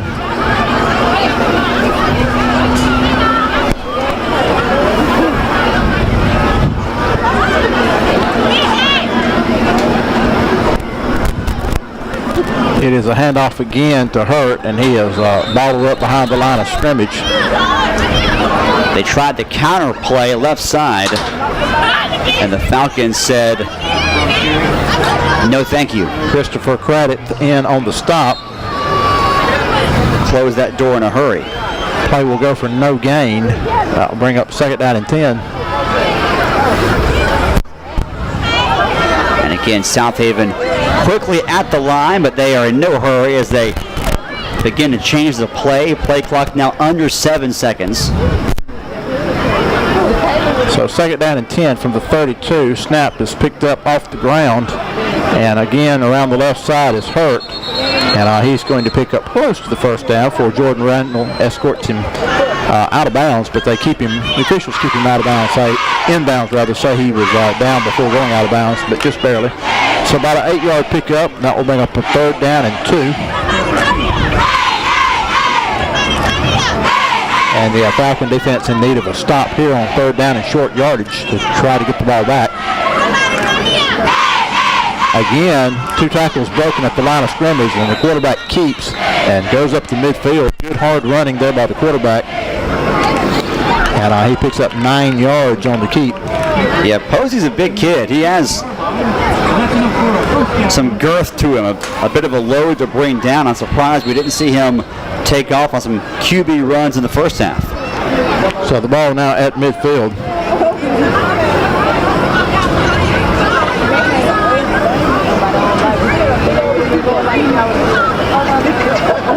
First down and 10 from the 50, 1:09 clock running to go here in the third quarter. 37-14, Southaven the lead. And this time it's Hurt, and he goes around the left end for about a 1-yard pickup. If you were at one of the 8,000 or so high school games already completed tonight, you have joined us late. 7-all at the end of the first quarter. Southaven scored first. Columbus tied the game. And then in the second quarter of play, a 24-point quarter. And when the Falcons fell off the cliff, it got bad in a hurry. It did. And we are the Pac-12 game of the MHSAA schedule tonight. I really hope to be on Crowder's show tonight, but we may not make it. Second down and 8 around the left side, and our man 7 is taken down after about a 4-yard pickup, and we have flags, and they're going to kill the clock again. We have flags after the play. He may have been hit out of bounds. We'll have to see what happened. Ball's down at the 44-yard line. Also could be a hold on the rushing play. They are conferring with the Southaven bench. Meanwhile, the two groups of cheerleaders are having a dance-off on the sidelines here, and they are enjoying themselves. They are having a good time. They are that. A lot of pepper, a lot of salt, a lot of pepper. I'm glad someone's having a good time where's tonight. the Falcon? We haven't seen the Falcon in like 2 weeks. The Falcon needs to go on the road with the team. Yes.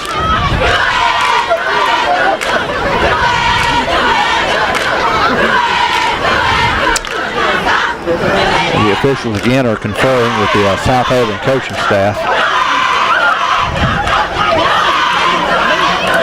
We haven't. It is a penalty on Southaven. Okay.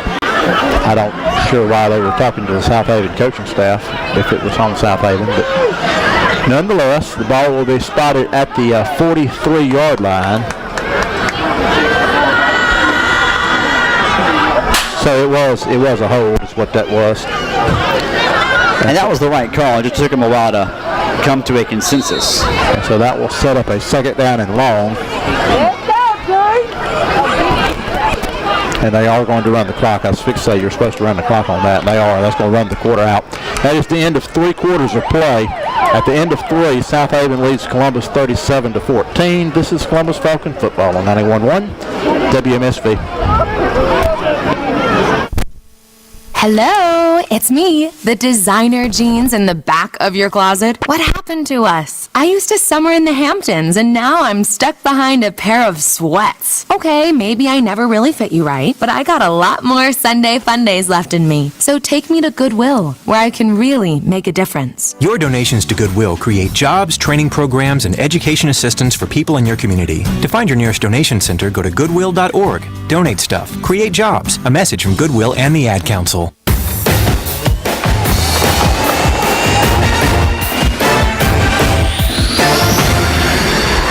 Alrighty, set for the fourth quarter of play. It will be a second down and 18 when Southaven puts the ball back into play from its own 42-yard line. Southaven Chargers tonight at home on homecoming night looking for their third region win of the season. They are leading this football game by a score of 37-14.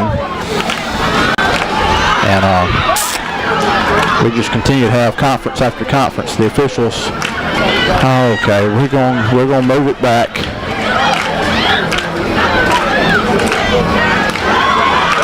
Well, Scott, earlier you were confused. Now I'm confused. The Houston Astros lead 2-0 in the 7th inning. Let's look at the positives. Game 1 of the American League Championship Series. That is correct. Let's go Yankees. I still find it odd saying Houston Astros American League Championship Series. It is a challenging situation. We also have quite the barn burner going on in college football tonight between number 2 Clemson and Syracuse up in the Carrier Dome. Who's up? Last I checked, it was Syracuse. Go Orange, man. Of course, the irony of the Carrier Dome. Caleb Garner tweeting orange, so that apparently orange in all caps. Caleb Garner was listening to us earlier tonight. Hopefully he is still alongside with us. We'll have all the Nielsen ratings here in a few minutes because everybody else will be done. I was going to say the irony of the Carrier Dome, at least up until a few years ago, was that obviously it's the company Carrier, the heating and cooling company, that has the naming rights. It has for decades. Yet the Carrier Dome has no air conditioning.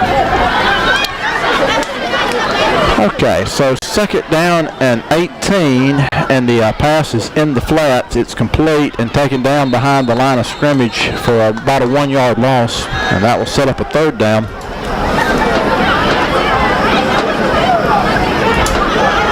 I thought he lost the football there.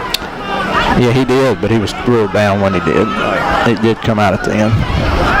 And Scott, a little late, perhaps, but it does look like Southaven is now going to the ultra-conservative route on the play calling on this drive. Third down and long, third down and 25 for the Chargers. Just a really good performance tonight for Southaven on their homecoming night. They had a really good game plan and came ready to play. Here is the pass. It's in the flats to 7, who is brought down by Devin King, and that play goes for about 3 yards. Good job by Devin. Open field, wrapped up number 7 quickly.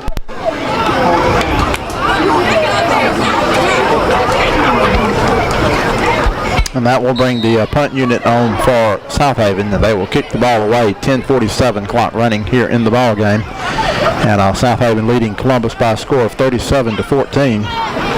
And you would love a bad snap right here for your Columbus. They were going for it.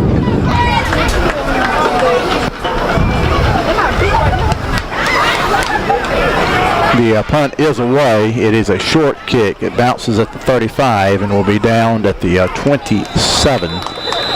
Kenneth Martin was the up back for Columbus, but he lets it roll dead there. So officially a 30-yard kick.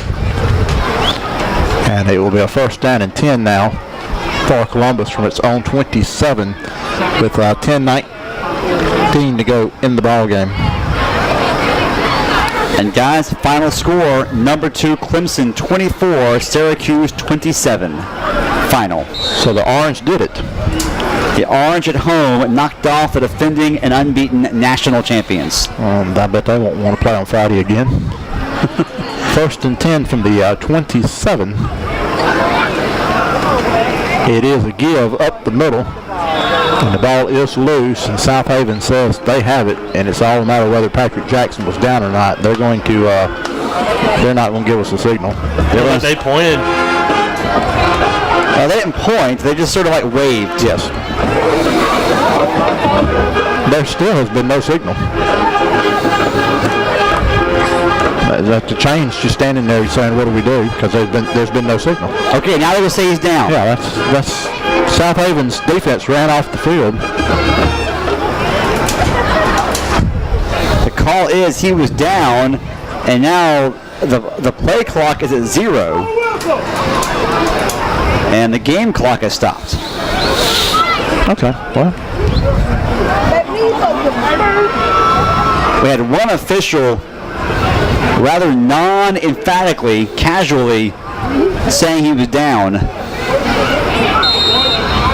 There we go. And that's the right call. He was down. Second down at 8 after a 2-yard pickup for Patrick there on first down. Back to throw is Craddock. Heavy pressure. He does get the ball away. Javoris Vance is out of bounds. Ball bounced off of his shoulder pads either way. And that will bring up a third down and long. In coverage that time for Southaven was Mario Boyland.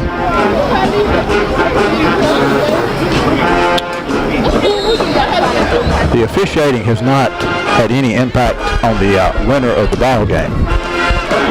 However, they are not very aware of what they're trying to do. It has not been a crisp It has not. game for the officials. Third down and 8. Craddock under heavy pressure. He'll be sacked this time. He goes down around the 23-yard line. And the Southaven defense has again gotten the stop. And once again, that was Reed. Kendarius Reed has come off the edge and has gotten a couple of sacks tonight. And it's been a tough night for the Columbus offensive line. They've had a hard time blocking the Southaven front 7 all night long. So, back to punt the football is Chris Taylor. He will stand on his own 10-yard line. And the ball will go over to Southaven. Here is the kick, heavy pressure. Chris gets it away. Bounces at the 40. Fielded at the 36. And taken down at the 35 by Isaiah Carroll. And so officially, that was a 42-yard punt. Southaven will take over 1st and 10 on its own 35 with 8 minutes and 56 seconds to go in the ball game. And that was a good job by Chris Taylor, sort of moving out of the way and kicking it away across the field. And it kind of feels like if the Falcons had any shot, that may have been the last chance right there with under 9 to play, down by 23. Yeah, because you would have had to start this comeback in the third quarter.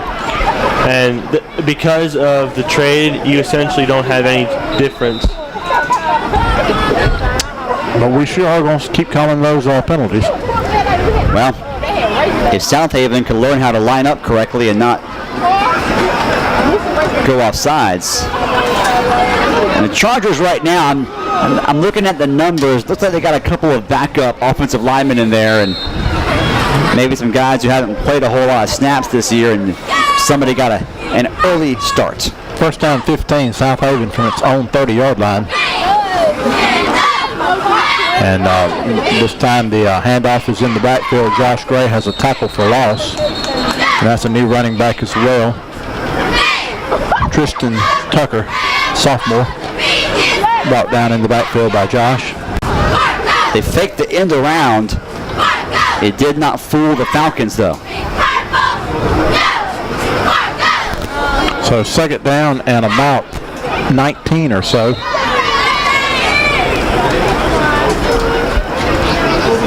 Knoxville County 49-20 over Kosciuszko tonight. So the Knoxville squad 2-0 in region play. 2nd down 19. Here is the give. It's to, we say Tucker, 21 again. Correct. Yes, Tristan Tucker, only a sophomore, getting his first action of the night. And Southaven going to feel very good about themselves after this one, on top 37-14 with under 8 to go. 3rd down and long coming up for the Columbus defense. Again, a possession play. We'll try to get Southaven back off the field and get their offense another opportunity at it. Next Friday night, Oxford will be the opponent. Final home game of the year at Falcon Field. 7 o'clock, the kickoff, of course. We'll be on there at 6:30 from Columbus next Friday night. Come out and see the seniors for their final home game. Pass is in the flats, and it is incomplete because we need to throw incomplete passes at 9:41. I mean, at this point, why stop? Michael Jackson saying don't stop till you get enough. Exactly. I mean, if they are committed, so why stop now? So the punting unit will come back out onto the field. And of course, that was a lot of backups in there, and perhaps trying to get them a little bit of experience as they might be called upon later in the season. And Southaven, of course, wants to make a playoff push. Heavy pressure. Kick is away, though. And it will angle and be downed at the 43-yard line. And you have to think now, are you looking at more deep passes or play action even? They haven't done a whole lot of play action passes. We will see what the Falcons want to do with 7:11 to go. We also will see what kind of defense Southaven will line up in. If they drop some guys back in zone coverage, then that might dictate what Columbus does offensively as they try to work out a few kinks. Looking at the rest of the schedule, Columbus will essentially be in a must-win situation from here on out, ending the year with Oxford, South Panola, and Hernando. And Hernando, yes. Columbus called for the false start. Get a 5-yard mark off on the offense. Bring up a 1st down and 15 now from the 38-yard line.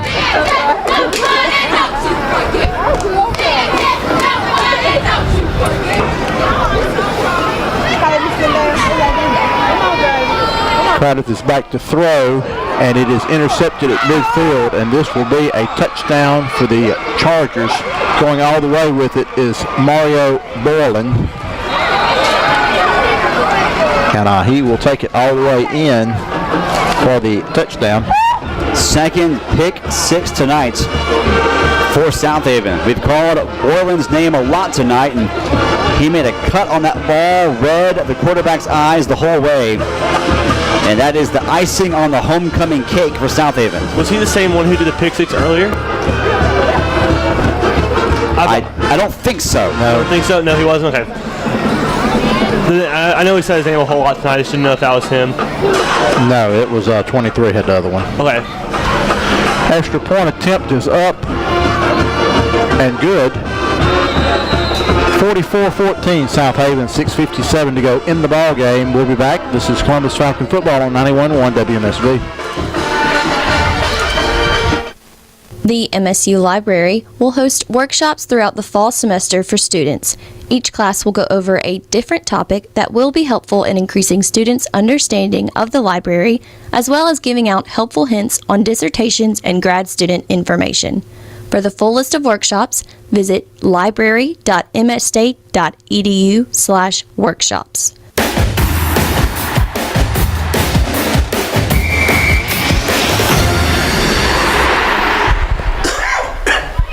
6 minutes, 57 seconds to go in the ball game. And Southaven, with their second defensive score of the night, has made this now a 44-14 ball game. 6 minutes, 57 seconds left to play in the contest. And it was a good job by the free safety, actually. He came up, read it, and it exploded at the right time. I would think the Falcons now, most likely with a 30-point deficit, simply keep the football on the ground as well and try to get us out of this contest. Xavier Stapleton wins the slam dunk contest tonight in men's basketball news. No shocker there. No, not at all. I hope he was able to get up and down on the good knee. Yes. Xavier's had a injury-riddled career, but maybe pound for pound the best athlete on the men's basketball team this year for Mississippi State. He certainly needs to save his dunks with the off-and-on knee problems that he's had. The basketball teams, men and women both, will open Friday night, November 11th in the Hump. And you and I will be there. And certainly the women, coming off the appearance in the national championship ball game a year ago. And men certainly ready to turn the corner. Ben Howland's third season. Looking forward to hopefully returning to postseason play with them this year. They feel like if they can avoid major injuries, they have the team that can make a run. On first down, the pass attempt is incomplete. Brandon leads Meridian tonight 23-20. That's a surprisingly close ball game. Kind of surprised that Meridian has hung with Brandon tonight. 6A has been full of surprises tonight. West Point won 44-0 tonight. Starkville won 14-6. Tupelo has come back and won 31-21. Wow. What? 31-21 final over South Panola. Wow. So, South Panola turned it over 3 times in the fourth quarter. So that's where that one got away. Second down now, and the give is around the right side.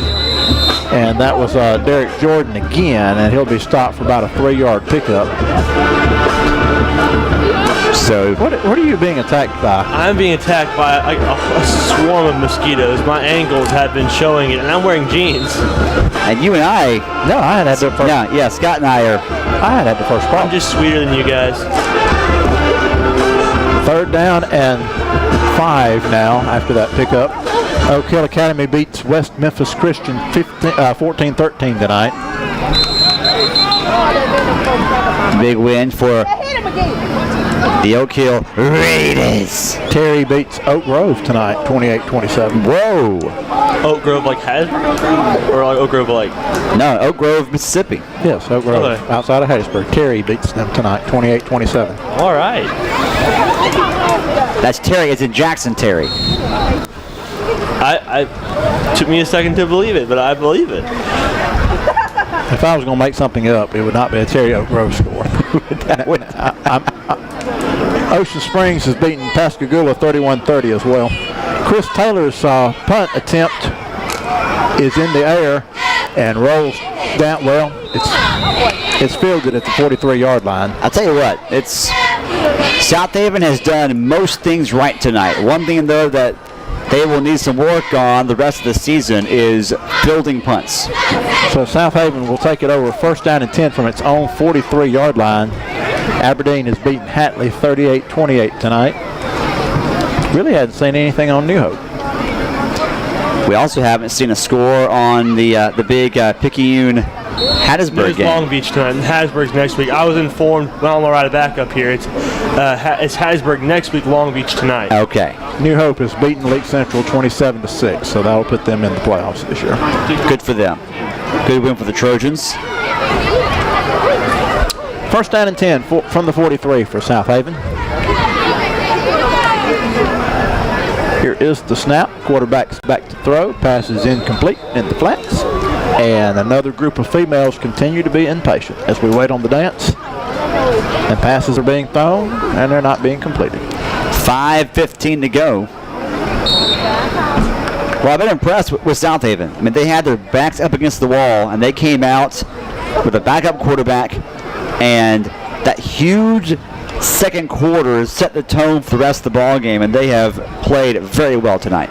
They have a victory that will send them to 3-1 in region play. It's a huge win for the Chargers.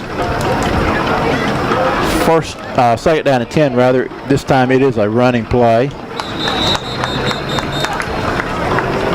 And Scott, we mentioned in the pregame, the winner of this one more than likely becomes the most likely number 4 seed as we head into the final 3 games of region play. Southaven at 3-1 certainly puts themselves in a very good position.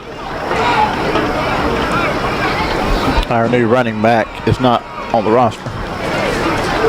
So that will bring up a third down and 8. So 2 things for Southaven. 1, work on punt returns, and 2, get the roster fixed. Exactly. Or at least put names on the jerseys so we know who's who. This time it's Tucker. He's staying down behind the line of scrimmage for a 4-yard loss. And with 4 minutes to go in the ball game, the punt unit will be on for Southaven, and they will kick the football back to Columbus.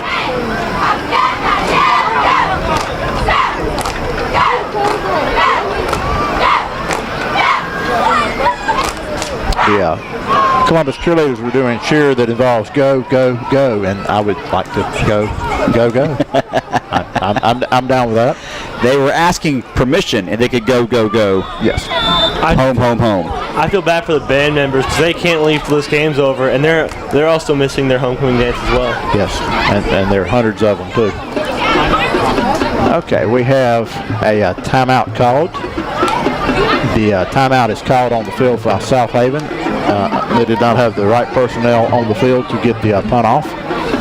And obviously, Anthony, going forward, the main question is the health of Latarius Stowers. That will have a major impact on the final 3 games of the season. Without question. And even tonight, when he played the entire first half, obviously not himself. Was nowhere near 100%. Southaven knew that defensively. They sensed it early, and they came at him with a ton of blitzes, and there wasn't much he could do about it. Going forward, you're right. If the Falcons have a chance in the remaining 3 ball games, it all hinges on whether or not you have a healthy Latarius Stowers, who last I saw was sitting on the bench with his shoulder in an ice wrap. I honestly did not know Southaven football had a Twitter feed. We could have picked some names off of that probably. Maybe not. I'm not sure. Well, now we know for next year when they come back to Columbus with an equally messed up roster. We do. There is a stoppage of play here and a penalty on Columbus. They were offside, so a 4-yard mark off. We will eventually get to a punt here. 3 minutes, 50 seconds to go in the ball game. The crowd is already, for the most part, headed to their either to the dance or to their radios for Jason Crowder. Or both, maybe. Yes, could be. Here is the punt, high end over end. It will not be fielded. Instead, will roll dead at the 16-yard line, and that's where Columbus will take it over with 3:37 to go in the ball game. So a chance now to work on some things as the Falcons continue to give some snaps and some reps to Jalen Craddock, the 5'11", 220-pound sophomore, has now played significant minutes in 3 straight ball games, 2 of those starts. And I would imagine he'll have to play some more meaningful snaps the rest of the way this year with the injury issues that Stowers unfortunately has encountered. On first down, the pass is incomplete. No, they're going to rule it complete. In the backfield, it was a dump off to Quinn Robertson. It will go for a loss of 3. Quinn caught it as he went down to his knees, but they did give him the catch. And that will bring up 2nd down and 13 now from the 13. Clock running 3 minutes, 3 seconds to go in the ball game. This time it's Craddock around right side. He's taken off of his feet after a short gain back to the original line of scrimmage, about a 4-yard pickup to the 17. Now that's one thing I think we'll see Craddock do more of as he gets more comfortable. Design quarterback runs at 220 pounds and almost 6 feet tall. He's an athletic big kid. So 3rd down and 9 coming up from the 17. 2 minutes, 30 seconds left in the ball game. Craddock is back to throw. He's going to throw the deep ball, and it is just past the DB and just shy of the intended receiver, who actually had a step on the DB. That was Kenneth Martin. Yeah, if Craddock gets an extra yard on that throw, Martin's headed for the end zone. And so Chris Taylor will come on to punt for the final time tonight. We think. Confidence. We hope. 2:14 to go in the ball game. Southaven led by a score of 31-7 at the half. Columbus scored the first touchdown of the second half, but Southaven has tacked 2 more on since then, and will be cruising to a homecoming victory. The punt is down at the 33-yard line, so a nice finish to Chris's night. A 50-yard punt. Ball will go over to Southaven with exactly 2 minutes to go in the ball game, and we could go all kind of ways here. We could have 3 knees by the Chargers. We could have 3 incompletions and a punt, or we could have the officials stop and confer about what they don't really have, but they think they have 2 or 3 times. Could we have a combination of choices B and C? That being said, the band, once they did get off the field, have done a good job of staying off the field tonight. They have. 2 minutes. They wind the clock before the ball snaps. So I see where the officials are. The officials' heads. They have now bought into this. They're now screwed on straight. They've just tuned in. Okay, so it is no gain there on the first down pickup, and that was Zacharias Towns again.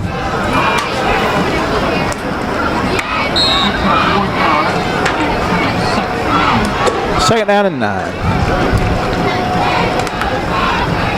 You mentioned Xavier Stapleton winning the slam dunk contest. Also, no surprise that Q Weatherspoon won the 3-point shooting contest. Second down and 9. If you're keeping up with the Maroon Madness basketball scrimmage at Mississippi State. Said it was a record crowd tonight. Didn't see the number, but certainly a lot of enthusiasm for both basketball programs. The second down run goes for a couple of yards. The Columbus defense has fought hard all night long, but again, big plays haunted them the last 2 weeks, and it haunts them again tonight. Big plays through the passing attack, especially in the second quarter. doomed the Falcons' chances here tonight.